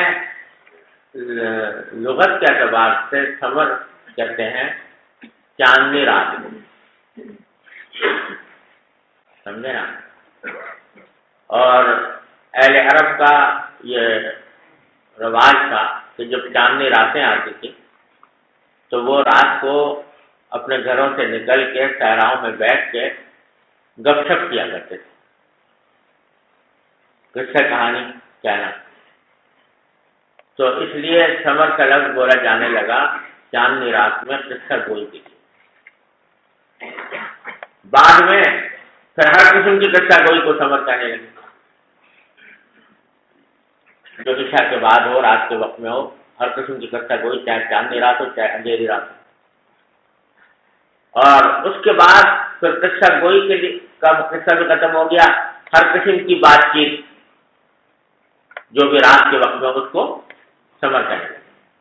تو عشاء کے بعد ثمر سے ممانعت کی اس کے بارے میں روایتیں آتی ہیں کہ آپ نے اس کو مکروہ سمجھا، لیکن امام بخاری رحمۃ اللہ علیہ یہ کہنا چاہتے ہیں یہاں پر کہ ویسے تو مکروہ ہے، لیکن مکروہ اس وقت ہے جبکہ یا تو فضول کام میں آدمی صرف کر رہا ہو اس کو، یا اس کے ذریعے اس کی وجہ سے نماز فجر فوت ہونے کا اندیشہ ہو.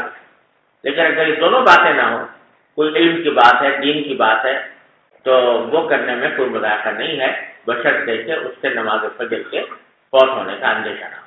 جی.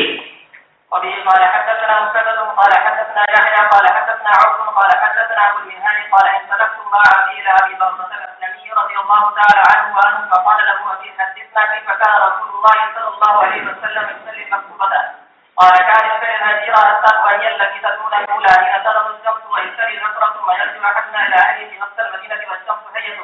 ونسيت ما قال في المغرب قال وكان يستحب ان يؤخر العشاء قال وكان يقرا النوم قبلها والحديث بعدها وكان يشتغل من صلاة الغداء حين يعرف أحدنا جلسه ويقرأ من 60 إلى 100. يقول لك جي.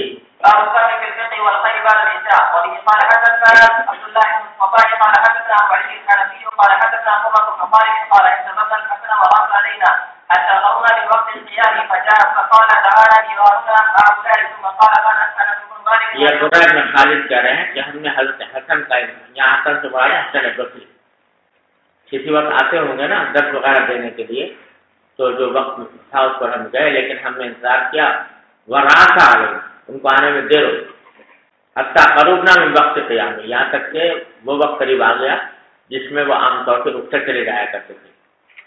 تو اس وقت وہ پہنچے اور پھر فرمایا کہ دعانا جیراننا ہاؤلا، ہمیں ہمارے پڑوسیوں نے بلا لیا تھا، اس کی وجہ سے مجھے آنے میں دیر ہو. ثم خطبنا، پھر ہمیں خطبہ دیا اور نہیں ثم قال، اس کے بعد یہ فرمایا. آگے وہ حدیث روایت کی جو پہلے گزر گئی. جی.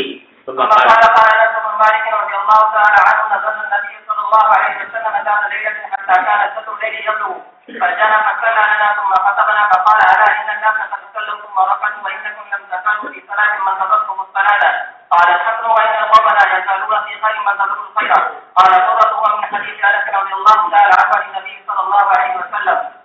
جی. وبه قال حدثنا ابو اليمان قال اخبرنا سعيد عن الزهري قال حدثني سالم بن عبد الله بن عمر وابو بكر بن ابي حكمة عن عبد الله بن عمر رضي الله تعالى عنهما عنه قال صلى النبي صلى الله عليه وسلم صلاة العشاء في اخر حياته فلما سلم قال النبي صلى الله عليه وسلم فقال اريتكم ليلتكم هذه فان راس من سنة لا يبقى منه اليوم على ذر الارض احد فويل الناس في مقالة النبي صلى الله عليه وسلم الى ما يتحدثون في هذه الاحاديث عن 100 سنة. یعنی بانی لڑنا لوگ جو ہیں وہ کیا کہنا چاہیے گڑبڑ میں مبتلا ہو گئے حضور کے اس مقالے کے بارے میں. آپ نے فرمایا تھا نا کہ 100 سال کے بعد روئے زمین پر جتنے لوگ موجود ہیں ان میں سے کوئی باقی نہیں رہے گا. پہلے حدیث گزر چکی ہے. تو مقصد تو یہ تھا کہ جتنے لوگ اس وقت ہیں زندہ وہ سب ختم ہو جائیں گے 100 سال میں. لیکن لوگ جو ہیں وہ غلطی میں پڑ گئے حضور کے اس بارے اور یہ باتیں بنانے لگے. یعنی بعض لوگوں نے اس کا مطلب یہ سمجھ لیا کہ 100 سال کے بعد قیامت آ جائے. تو یہ خیال درست نہیں تھا، بلکہ آپ کا مطلب یہ تھا کہ جتنے لوگ اس وقت موجود ہیں وہ سب ختم ہو جائیں. جی. وإنما قال النبي صلى الله عليه وسلم لا يبقى ممن هو على اليوم على ثاني الأمر يريد بذلك أنها تنقم ذلك القلب. جی. بسم الله الرحمن الرحيم. باب السمر مع الحاج والطيب. وفي السند والتقييم إلى الإمام بهما من حديث الحجة أبي المؤمنين في الحديث أبي عبد الله محمد بن إسماعيل البخاري رحمه الله تعالى متعنا بعلوم وفيوله وبركاته آمين.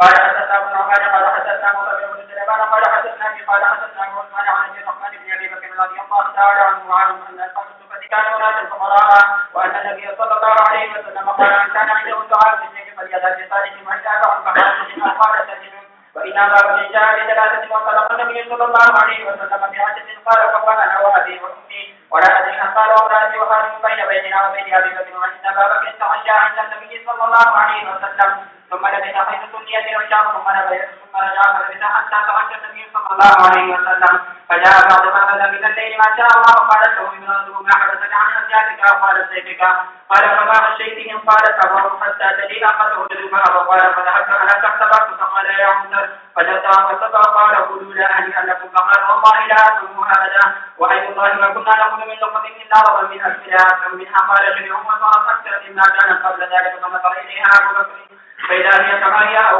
أكثر فقال لامرأتي يا أصطبني فرأت ما هذا قالت لا بخلت يعني لم يسعى أكثر منها قبل ذلك بثلاث مرات باكر منها أبو بكر وقال إنما كان ذلك من الشيطان يعني لم يكن فأكل منها نفسا ثم حولها إلى النبي صلى الله عليه وسلم فأصبح عنده وكان بيننا وبينهم عظيم فمات الحجر ففتحنا 12 رجلا مع كل رجل منهم منافق والله أعلم كم مع كل رجل فأكلوا منها أجمعون كما قال.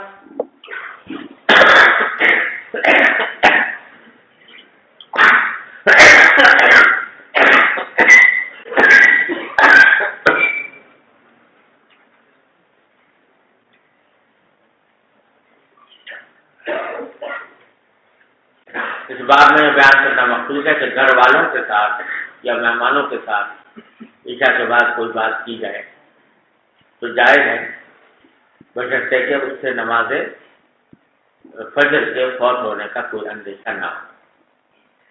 یہی مقصود ہے بیان کا.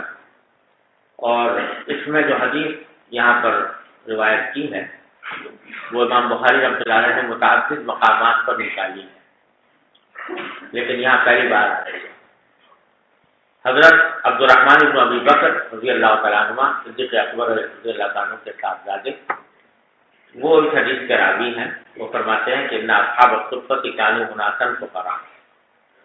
اصحاب صفہ جو تھے یہ کچھ فقیر لوگ تھے، یعنی یہ لوگ حضرات کھانے وانے کے محتاج رہتے تھے.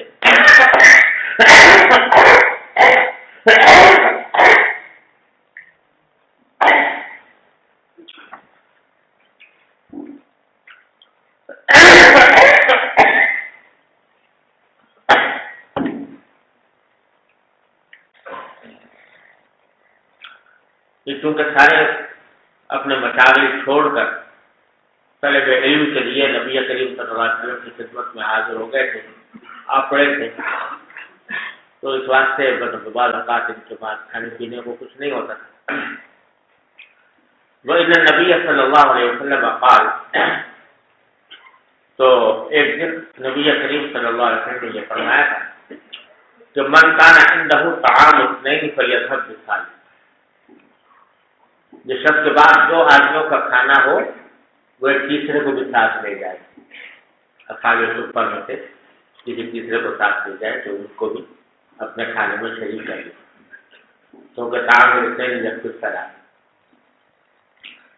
وَإِنْ أَرْبَعٌ فَخَامِسٌ أَوْ سَادِسٌ. اگر کسی کے پاس 4 آدمیوں کا کھانا ہے تو وہ 5ویں یا 6ٹھے کو بھی ساتھ لے جائے. سب مل کے کھا لیں گے تو سب کے لیے کافی ہو جائے گا.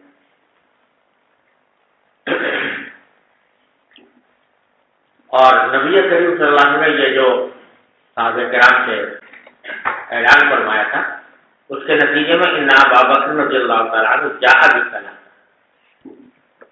صدیق اکبر رضی اللہ تعالیٰ عنہ 3 مہمان لے آئے اپنے ساتھ گھر میں کھانا کھلانے کے لیے۔ وانطلق النبی صلی اللہ علیہ وسلم بعشرہ، اور آپ خود 10 آدمیوں کو ساتھ لے گئے اپنے گھر میں کھلانے۔ قال فهو انا وابي وامي، تو اب آگے واقعہ بیان کر رہے ہیں کہ اب ہمارے گھر میں ایک تو میں تھا، ایک میرے والد تھے، ایک میری والدہ تھی، ولا ادری هل قال وامرأتي وخادم، اور راوی کہہ رہے ہیں یہ شک ہے کہ بعد میں انہوں نے اپنی اہلیہ اور اپنے خادم کا بھی ذکر کیا تھا، اپنے خادمہ کا یا نہیں۔ دوبارہ یہ ہوں گے 3 تو یہ ہوئے، اور ایک میری بیوی اور ایک خادم، بینا بیتنا اور بیتی ہوئی، یہ سب لوگ جو مل ملا کر تھے یہ میرے اور حضرت اکبر کے گھرانے کے یہ افراد۔ تو فرماتے ہیں ان ابا بکر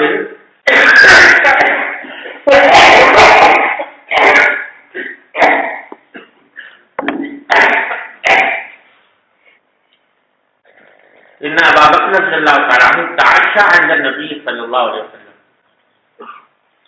صدیق اکبر رضی اللہ تعالیٰ عنہ نے رات کا کھانا کھایا نبی کریم صلی اللہ علیہ وسلم کے پاس۔ ثم لبث، پھر وہاں ٹھہرے رہے حضور کی خدمت میں، حیث صلیت العشاء، جہاں عشاء کی نماز بھی پڑھی گئی۔ ثم رجع، پھر واپس آئے گھر۔ فلبث ثم رجع، یعنی گھر نہیں واپس آئے بلکہ وہیں نماز پڑھ کر پھر حضور کی خدمت میں آ گئے واپس۔ فلبث، اور وہاں پر ٹھہرے یہاں تک آتا نبی صلی اللہ علیہ وسلم، یہاں تک کہ نبی کریم صلی اللہ علیہ وسلم نے بھی رات کا کھانا تناول فرمایا۔ فجاء بعد ما مضى من الليل ما شاء الله، تو اب صدیق اکبر چونکہ اس پورے عرصے میں نبی کریم صلی اللہ علیہ وسلم کی خدمت میں موجود تھے، نماز بھی ساتھ پڑھی، کھانا بھی ساتھ کھایا، اور پھر اس کے بعد پھر واپس آئے، تو ایسے وقت میں آئے جبکہ رات کا اتنا حصہ گزر چکا تھا جتنا اللہ نے چاہا۔ قالت له امرأته، تو جب یہ گھر واپس آئے تو ان کی اہلیہ نے کہا، صدیق اکبر رضی اللہ عنہ کی اہلیہ نے، کہ ما حبسك عن ابياتك اور قالت ضيفك، کس چیز نے آپ کو روک لیا، یعنی دیر کرا دی اپنے مہمانوں کے پاس آنے سے؟ مہمان تو گھر میں موجود ہیں اور آپ کو آنے میں اتنی دیر ہو گئی۔ قال افما عشيتهم، تو صدیق اکبر نے پوچھا کہ تو کیا تم نے ابھی تک ان کو کھانا نہیں کھلایا رات کا؟ قالت ابوا حتى تجيء، تو انہوں نے کہا کہ مہمانوں کو نے انکار کیا اور کہا ہم تو نہیں کھائیں گے جب تک کہ آپ نہ آ جائیں، ان صدیق اکبر نہ آ جائیں۔ قد عرضوا فابوا، ان کو پیشکش کی گئی تھی، پیش کیا گیا تھا اس کے پاس کھانا، لیکن انہوں نے کھانے سے انکار کیا، یہ کہا کہ جب تک صدیق اکبر نہیں آ جائیں گے ہم نہیں کھائیں گے۔ جب یہ قصہ ہو رہا تھا، یعنی حضرت صدیق اکبر کی اہلیہ یہ بات بتا رہی تھی حضرت صدیق اکبر کو کہ ہم نے تو ان کو پیشکش کی تھی مگر وہ انہوں نے انکار کیا، کھانا نہیں کھایا، تو کہتے ہیں ابو عبدالرحمن ابو بکر قال فذهبت انا فاحتبأت، میں چپکے سے ہٹ کے چھپ گیا کہیں جا کے، کیونکہ اپنا انجام مجھے نظر آ رہا تھا کہ حضرت صدیق اکبر رضی اللہ تعالیٰ عنہ ناراض ہوں گے کہ مہمان گھر میں موجود ہیں اور عبدالرحمن میرا بیٹا موجود ہے، اس کو چاہیے تھا کہ ان کو کھانا کھلاتا اور اس نے کھانا نہیں کھلایا تو مجھ پر اب خفا ہوں گے، تو میں جا کے کہیں چھپ گیا کہ کہیں اب پٹائی وٹائی نہ ہو، تو میں چھپ گیا۔ فقال یا غنثر، تو اب صدیق اکبر رضی اللہ عنہ نے مجھے آواز دی، غنثر کہتے ہیں، غنثر کے کا ترجمہ اردو میں کیا جاتا ہے کمینہ، وہ کمینے، یہ مجھے یہ کہہ کر آواز دی حضرت صدیق اکبر، بعد نے اس کا ترجمہ کیا کمینہ، بعد نے کہا پوستی، یعنی جو سست آدمی ہو، تو مجھے یعنی جب اب تک جو مہمانوں کو کھانا نہیں کھلایا گیا تو تمہاری پشتی کی وجہ سے نہیں کھلایا گیا کیا غنسر فجر کا وسط تو مجھے صدیق اکبر رضی اللہ تعالیٰ عنہ نے بڑا برا بلا کہا اور مجھے جدہ سے مانا ہوتے ہیں کہ کوئی شخص دوسرے کو یہ بددعا دے کہ جزا اللہ عنک، اللہ کا نام کاٹے، تو برا بلا کہا اور مجھے جدہ اللہ عنک کہا، یعنی مقصود اس سے بددعا نہیں ہوتی بلکہ ملامت ہوتی، یہ برا بلا کہا۔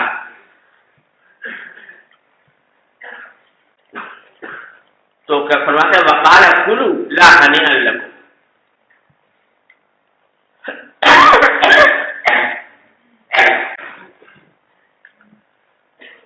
تو اب انہوں نے صدیق اکبر نے حاضرین سے کہا کہ تم کھانا کھاؤ، اور لا ہنیئا لکم کا خطاب جو ہے وہ مہمانوں سے نہیں ہے بلکہ گھر والوں سے، کہ تم کھاؤ، یہ تمہارے لیے کچھ خوشگوار نہ ہو یہ کھانا کہ تم نے مہمانوں کو اتنی دیر کرا دی۔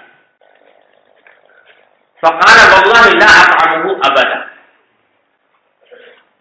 یہاں روایت میں تھوڑا سا اختصار ہے، اور وہ یہ کہ دوسری روایت میں آتا ہے کہ مہمانوں کو جب پیش کیا گیا تو مہمانوں نے پھر وہی اصرار کیا کہ ہم تو تب تک نہیں کھائیں گے جب تک صدیق اکبر ہمارے ساتھ نہ کھائیں۔ تو اس وقت شروع میں حضرت صدیق اکبر نے قسم کھا لی واللہ لا اطعمہ ابدا، غصے کی حالت میں قسم کھا لی کہ میں کبھی نہیں کھاؤں، جب سے میرے مہمانوں کو اتنی تکلیف ہوئی تو اب میں نہیں کھاؤں۔ پھر بعد میں جو ہے ان کے اصرار پر جو ہے پھر صدیق اکبر نے بھی کھایا، جیسے آگے خود اس روایت میں آ رہا ہے۔ اب جب کہتے ہیں کھانا شروع کیا تو کہتے ہیں وَأَيْمُ اللَّهِ مَا كُنَّا نَأْخُذُ مِن لُقْمَةٍ إِلَّا رَبَا مِنْ أَسْفَلِهَا أَكْثَرُ مِنْهَا، حضرت عبدالرحمن بن بکر فرما رہے ہیں کہ ہم ایک لقمہ بھی جو لقمہ بھی لیتے تھے تو اس کے نیچے سے اس سے زیادہ نکل آتا، اتنی برکت ہوئی کھانے میں۔ قال اتبعوا، سب لوگوں نے خیر ہو کر کھایا، وصارت اکثر مما كانت قبل ذلك، اور سب نے سیر ہو کر کھایا، پھر بھی جتنا کھانا تھا اس سے بھی زیادہ پھر بھی نظر آ رہا تھا۔ فَنَظَرَ إِلَيْهَا أَبُو بَكْرٍ فَإِذَا هِيَ كَمَا هِيَ، صدیق اکبر نے دیکھا تو وہ جو کا تو تھا، جتنا تھا اتنا ہی تھا، اور اکثر یا اس سے بھی زیادہ تھا۔ فقال لامرأته، تو انہوں نے اپنی اہلیہ سے کہا یا اخت بنی فراس ما هذا، اخت بنی فراس اپنی اہلیہ کو خطاب کر کے فرمایا کہ یہ کیا ہو رہا ہے، یہ سب کھا چکے ہیں اور پھر بھی اتنا کھانا بچا ہوا ہے۔ قالت لا بقرۃ عینی لہی الآن اکثر منها قبل ذلك، یہ لا زائدہ ہے، اور حضرت صدیق اکبر کی اہلیہ نے فرمایا کہ میرے آنکھوں کی ٹھنڈک کی قسم، یہ ایک محاورہ کے طور پر ہے، قسم مقصود نہیں ہوتی، اور قرۃ عین سے مراد خود صدیق اکبری۔ لہی الآن اکثر منها، یہ کھانا جو ہے یہ اب اس وقت زیادہ ہے، منہا قبل ذالک، جتنا پہلے تھا اس سے بھی 3 گنا زیادہ، بثلاث گنا۔ فاکل منہا ابو بکر، تو صدیق اکبر نے پھر خود بھی کھایا، وقال، اور فرمایا کہ انما کان ذلک من الشیطان، یہ جو میں قسم کھا بیٹھا تھا کہ میں نہیں کھاؤں گا، یہ شیطان کی طرف سے یعنی یمینہ۔ ثم اکل منہا لقمۃ، پھر کچھ تھوڑا سا کھایا، ثم حملها الى النبی صلی اللہ علیہ وسلم، پھر وہی کھانا نبی کریم صلی اللہ علیہ وسلم کی خدمت میں اٹھا کر لے گئے۔ فاصبحت عنده، تو وہ کھانے آپ کے پاس رہے صبح کے وقت۔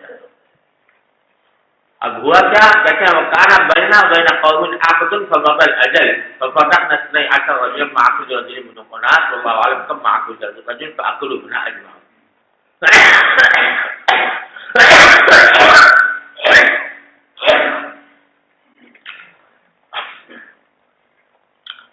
یہ کہنا چاہتے ہیں کہ کوئی قبیلہ تھا جس کے ساتھ مسلمانوں کی جنگ بندی کا معاہدہ تھا،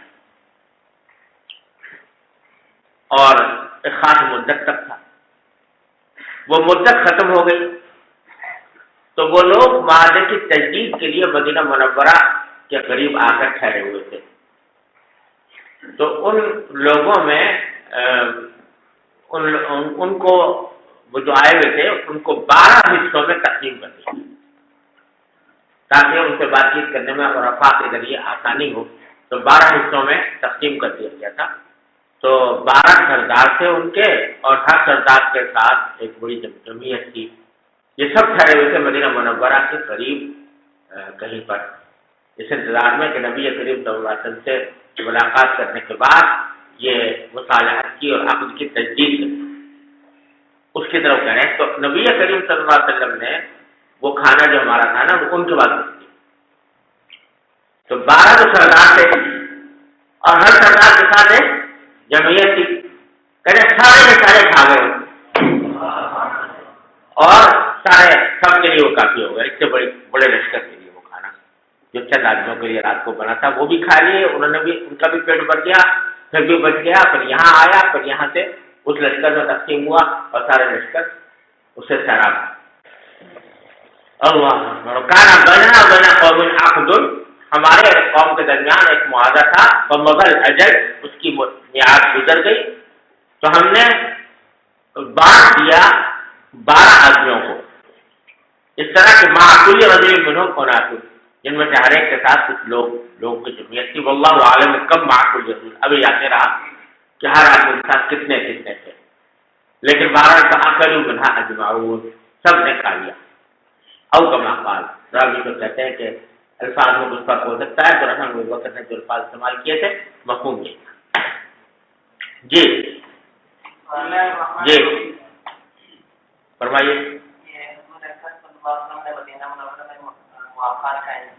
جی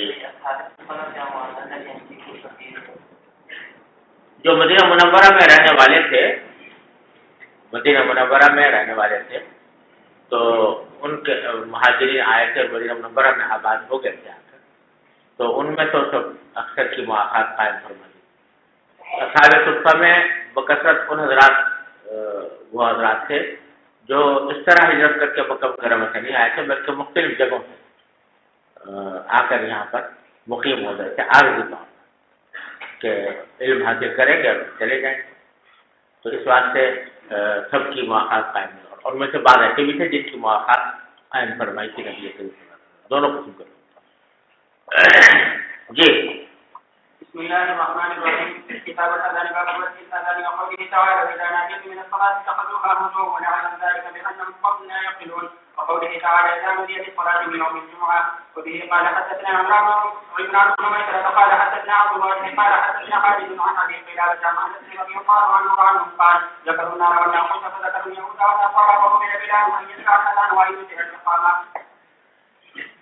یہ بات ہے بدء الاذان کہ اذان کا آغاز کیسے ہوا، اور جو 2 آیتیں امام بخاری نے یہاں پر ذکر کی ہیں ان سے اشارہ یہ مقصود ہے کہ اذان جو مشروع ہوئی وہ مدینہ منورہ میں ہوئی. 1-2 روایتیں ایسی بھی ہیں جن میں یہ بیان کیا گیا ہے کہ اذان مکہ مکرمہ میں مشروع ہو چکی تھی، لیکن وہ روایتیں ضعیف ہیں، قابل استدلال. صحیح بات یہی ہے کہ مدینہ منورہ میں، اور امام بخاری نے اس پر 2 آیتیں پیش کر کے استدلال کیا ہے. ایک تو اذا نادیتم للصلاۃ اتخذوها هزوا ولعبا ذلك بانهم قوم لا يعقلون، کہ جب تم نماز کے لیے پکارتے ہو، اذان دیتے ہو تو یہ لوگ جو ہے اس کو ہنسی مذاق قرار دیتے ہیں کیونکہ یہ لوگ سمجھ نہیں رکھتے.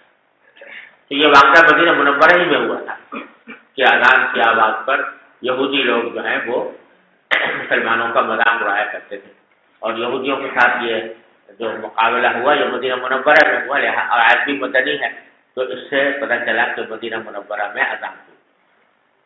اور آغاز کا اندازہ ہوتا ہے اس آیت کریمہ سے کہ اذا نودی للصلاۃ من یوم الجمعۃ فاسعوا الی ذکر اللہ وذروا البیع. تو یہ آیت جو ہے جمعہ کی فرضیت بتا رہی ہے، اور جمعہ کی اذان کا بھی ذکر اس میں کیا گیا ہے. اور یہ آپ کو پتہ ہی ہے کہ جمعہ جو فرض ہوا تھا اس وقت ہوا تھا جب نبی کریم صلی اللہ علیہ وسلم قباء سے جہاں تشریف لے جا رہے تھے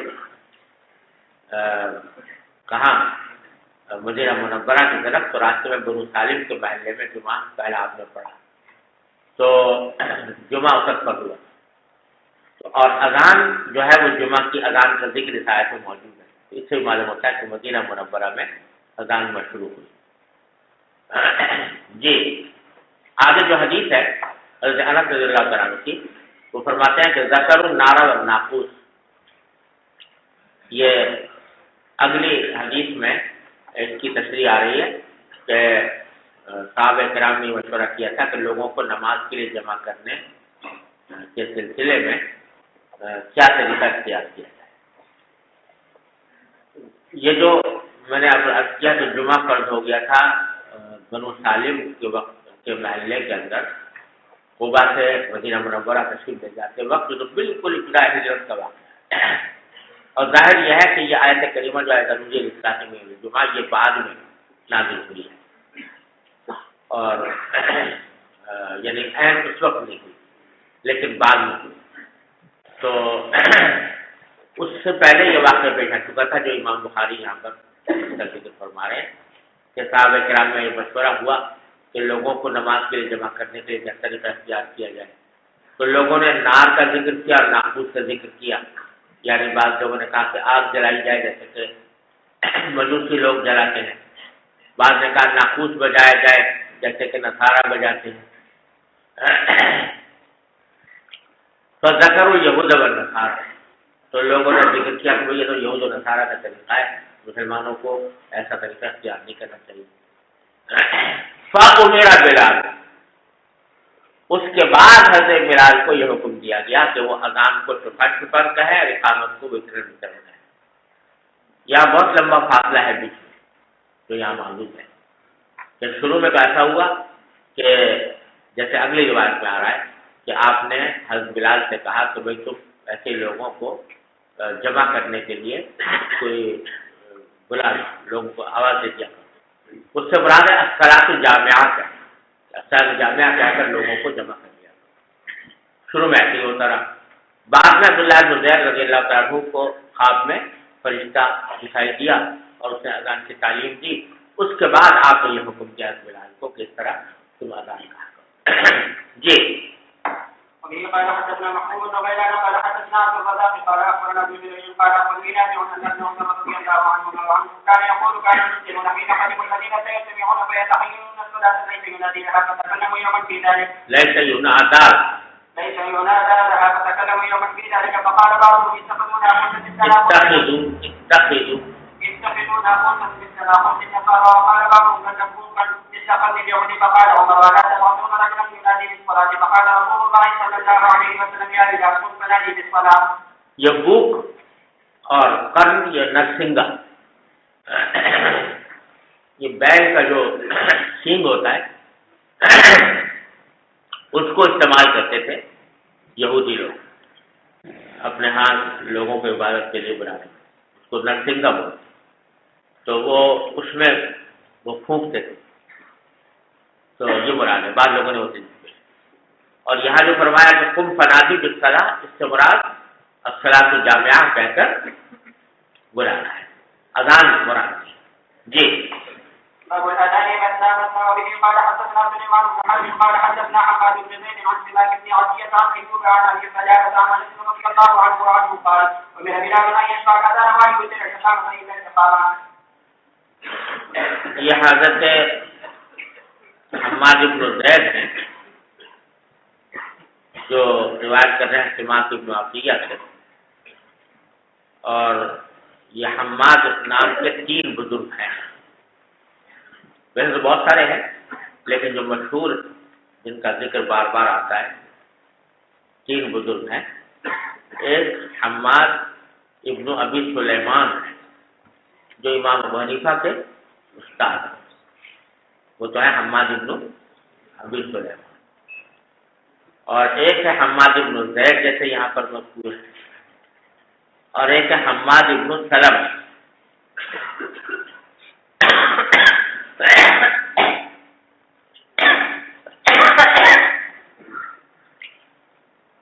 اور یہ دونوں جو ہیں حماد ابن زید اور حماد ابن سلمہ دونوں ہم عصر ہیں،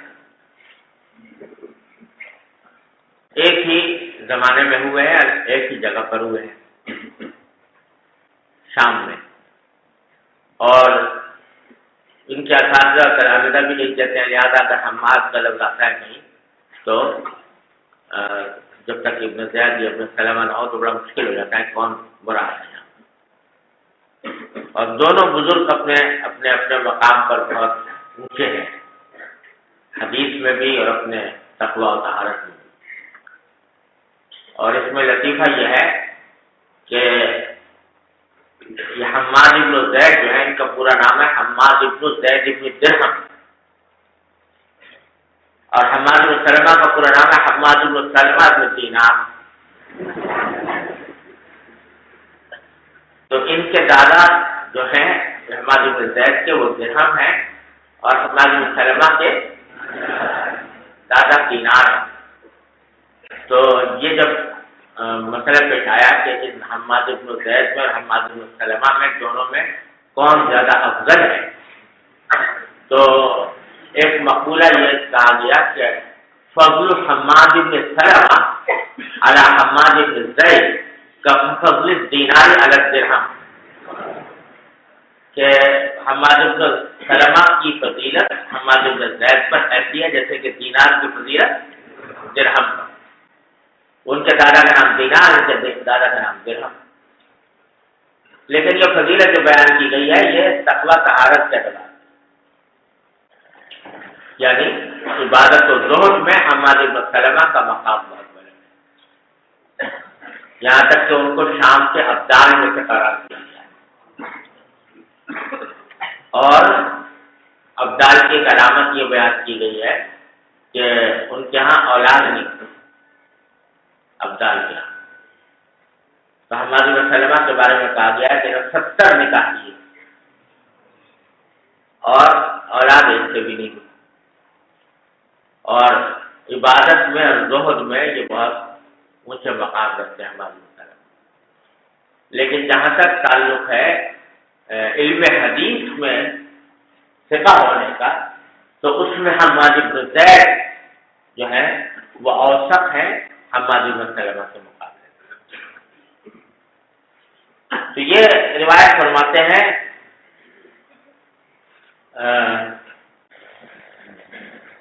عن سماک بن عطیہ عن ایوب عن ابی قلابہ عن انس رضی اللہ تعالیٰ۔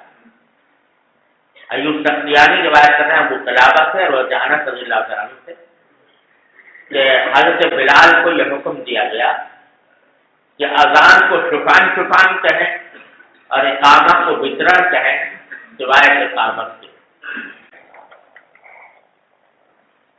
یعنی قامت الصلاۃ۔ تو پہلا جو حصہ ہے کہ اذان کو شفان شفان کہیں، یہ بات تو متفق علیہ ہے سب کے نزدیک کہ اذان کے سارے کلمات شفان شفان ہوں گے، دو دو مرتبہ۔ البتہ اقامت کے بارے میں اختلاف ہے۔ امام شافعی رحمۃ اللہ علیہ کی سارے اقامت کا مطلب یہ لیتے ہیں کہ شہادتین اور حیالتین دونوں ایک ایک مرتبہ دو دو مرتبہ،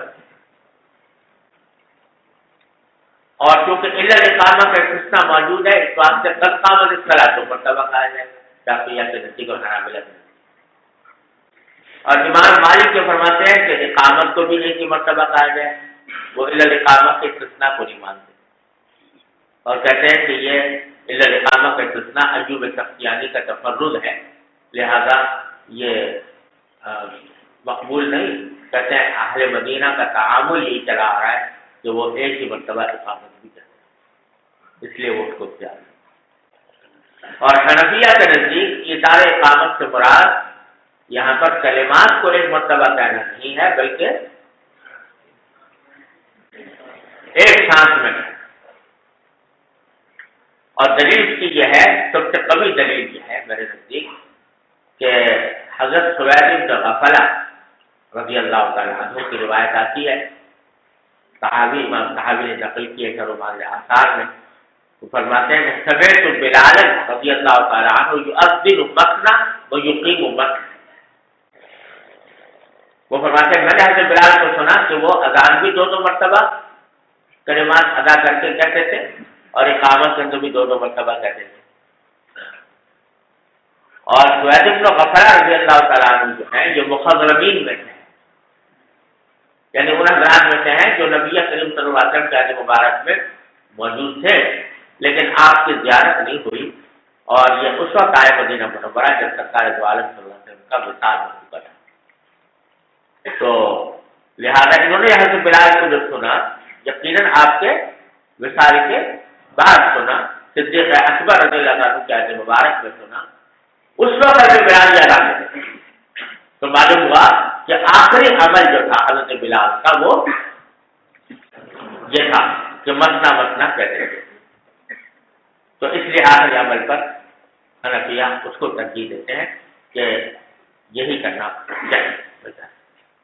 البتہ یہ بات سمجھ لو کہ یہ الفاظ اذان میں اور الفاظ اقامت میں جو اختلافات ہیں تو اچھا ولی اللہ صاحب نے فرمایا کہ ان الاختلاف فی احرف الاذان کالاختلاف فی احرف القرآن كلها شاف ظاہر، کہ اذان کے الفاظ میں جو اختلاف ہے وہ دراصل احرف قرآن جیسا اختلاف ہے، جیسے سارے قرآن کی بہت سی قراءتیں ہیں سب صحیح ہیں، اسی طرح اذان کے بھی سارے طریقے درست ہیں، ان میں سے کسی کو یہ نہیں کہا جا سکتا کہ یہ مشروع نہیں، سب مشروع اللہ تعالیٰ کی طرف سے. اور دلیل اس کی یہ ہے کہ نبی کریم صلی اللہ علیہ وسلم کے عہد مبارک میں اگر دیکھو تو مختلف طریقوں سے اذان دی جا رہی تھی آپ ہی کے زمانے. حضرت بلال جو ہے مدینہ منورہ میں بغیر ترجیح کے اذان دیتے تھے، ترجیح نہیں تھی اس میں. ابو محذورہ رضی اللہ تعالیٰ عنہ مکہ مکرمہ میں ترجیح کے ساتھ اذان دیتے تھے. اور لطف یہ ہے کہ مسجد نبوی میں حضرت بلال بغیر ترجیح کے اذان دے رہے ہیں، لیکن قباء کے اندر جو مؤذن مقرر ہے سعد القرر رضی اللہ تعالیٰ وہ قباء کے مؤذن وہ بھی ترجیح کے ساتھ اذان دے رہے ہیں وہاں. تو معلوم ہوا کہ نبی کریم صلی اللہ علیہ وسلم نے سارے طریقوں کو جائز رکھا ہے، کوئی بھی طریقہ ایسا نہیں ہے جس کو یہ کہا جا سکے کہ یہ غیر مشروع ہے. لہذا اس میں بہت زیادہ بحث و باتیں کی اور بہت زیادہ کچھ دکھاؤ کرنے کی ضرورت نہیں. چلیے. قال حدثنا محمد بن عبد السلام قال حدثنا عبد الوهاب الثقفي قال حدثنا علي بن الخطاب عن ابي هريره رضي الله تعالى عنه عن انس بن مالك رضي الله عنه ان قال لما كثر الناس قال ذكروا ان يوم مقتصرات بجميع يعرفونهم بذكر منزور نارا او يجربون قلت فقبل بلال ان يشفع الاذان ويجزي الاقامه. باب ان قالت واحده الا قوله قد قامت الصلاه. وبه قال حدثنا علي بن عبد قال حدثنا اسماعيل بن ابراهيم قال حدثنا علي بن الخطاب عن ابي هريره عن انس رضي الله عنه قال قبل بلال ان يشفع الاذان ويجزي الاقامه. قال اسماعيل فذكرت لايوب قال ان الاقامه. بسم الله الرحمن الرحيم. باب فضل التقييم. السند المتصل من عجلنا منهم لا بحاجة لحجة أمير المؤمنين في الحديث أبي عبد الله محمد بن إسماعيل بن إبراهيم بن سورية بن بكر قال فيه البخاري رحمه الله تعالى ومتعنا بعلومه وقيوده وبركاته آمين. قال حدثنا عبد الله بن يوسف قال أخبرنا مالك عن ابن زينب عن أبي هريرة رضي الله عنه أن النبي صلى الله عليه وسلم قال إذا نودي بالصلاة أدبر الشيطان له صلاة حتى لا يسمع الساكن فإذا قضي النداء حتى إذا سئل بالصلاة حتى إذا قضي التقي وأقبل حتى يقول بين المرء ونفسه يقول اذكر كذا واذكر كذا لما لم يكن يذكره حتى يظل رجل لا يأتي من صلاة. جب اذان دی جاتی ہے نماز کے لیے تو شیطان بھاگ جاتا ہے، لہو درات یعنی وہی خارج کرتا ہوا بھاگ جاتا ہے. یہ حقیقت بھی ہو سکتی ہے اور یہ کنایہ بھی ہو سکتا ہے اس کی ذلت، حتیٰ لا يسمع التاذین، یہاں تک تاکہ وہ نماز کی اذان کی آواز نہ سنے. پھر جب نماز اذان پوری ہو جاتی ہے تو دوبارہ آ جاتا ہے. حتیٰ صبح وقت طرح یہاں تک کہ جب اقامت ہوتی ہے تصویر سے مراد اقامت تو اکبرہ دوبارہ چلا جاتا ہے. حتیٰ خودیت تصویر جب اقامت پوری ہو جاتی ہے تو اکبرہ پھر آ جاتا ہے. حتیٰ یسکر بین بنی برتی، یہاں تک کہ انسان اور اس کے دل کے درمیان یہ خطرات پیدا کرتا رہتا ہے، وقابل پیدا کرتا رہتا ہے. یقول اور کہتا ہے اس خود قضا اپنا بات یاد کرو، اپنا بات یاد کرو. لما لم یکن یذکر، ان باتوں کو یاد دلاتا ہے جو انسان کو پہلے یاد نہیں ہوتی. یہاں تک کہ انسان ایسا ہو جاتا ہے کہ لا یدری کم صلی، کہ کتنا اس کو یاد نہیں رہتا کہ اس نے کتنی رکعتیں پڑھی. وصلی اللہ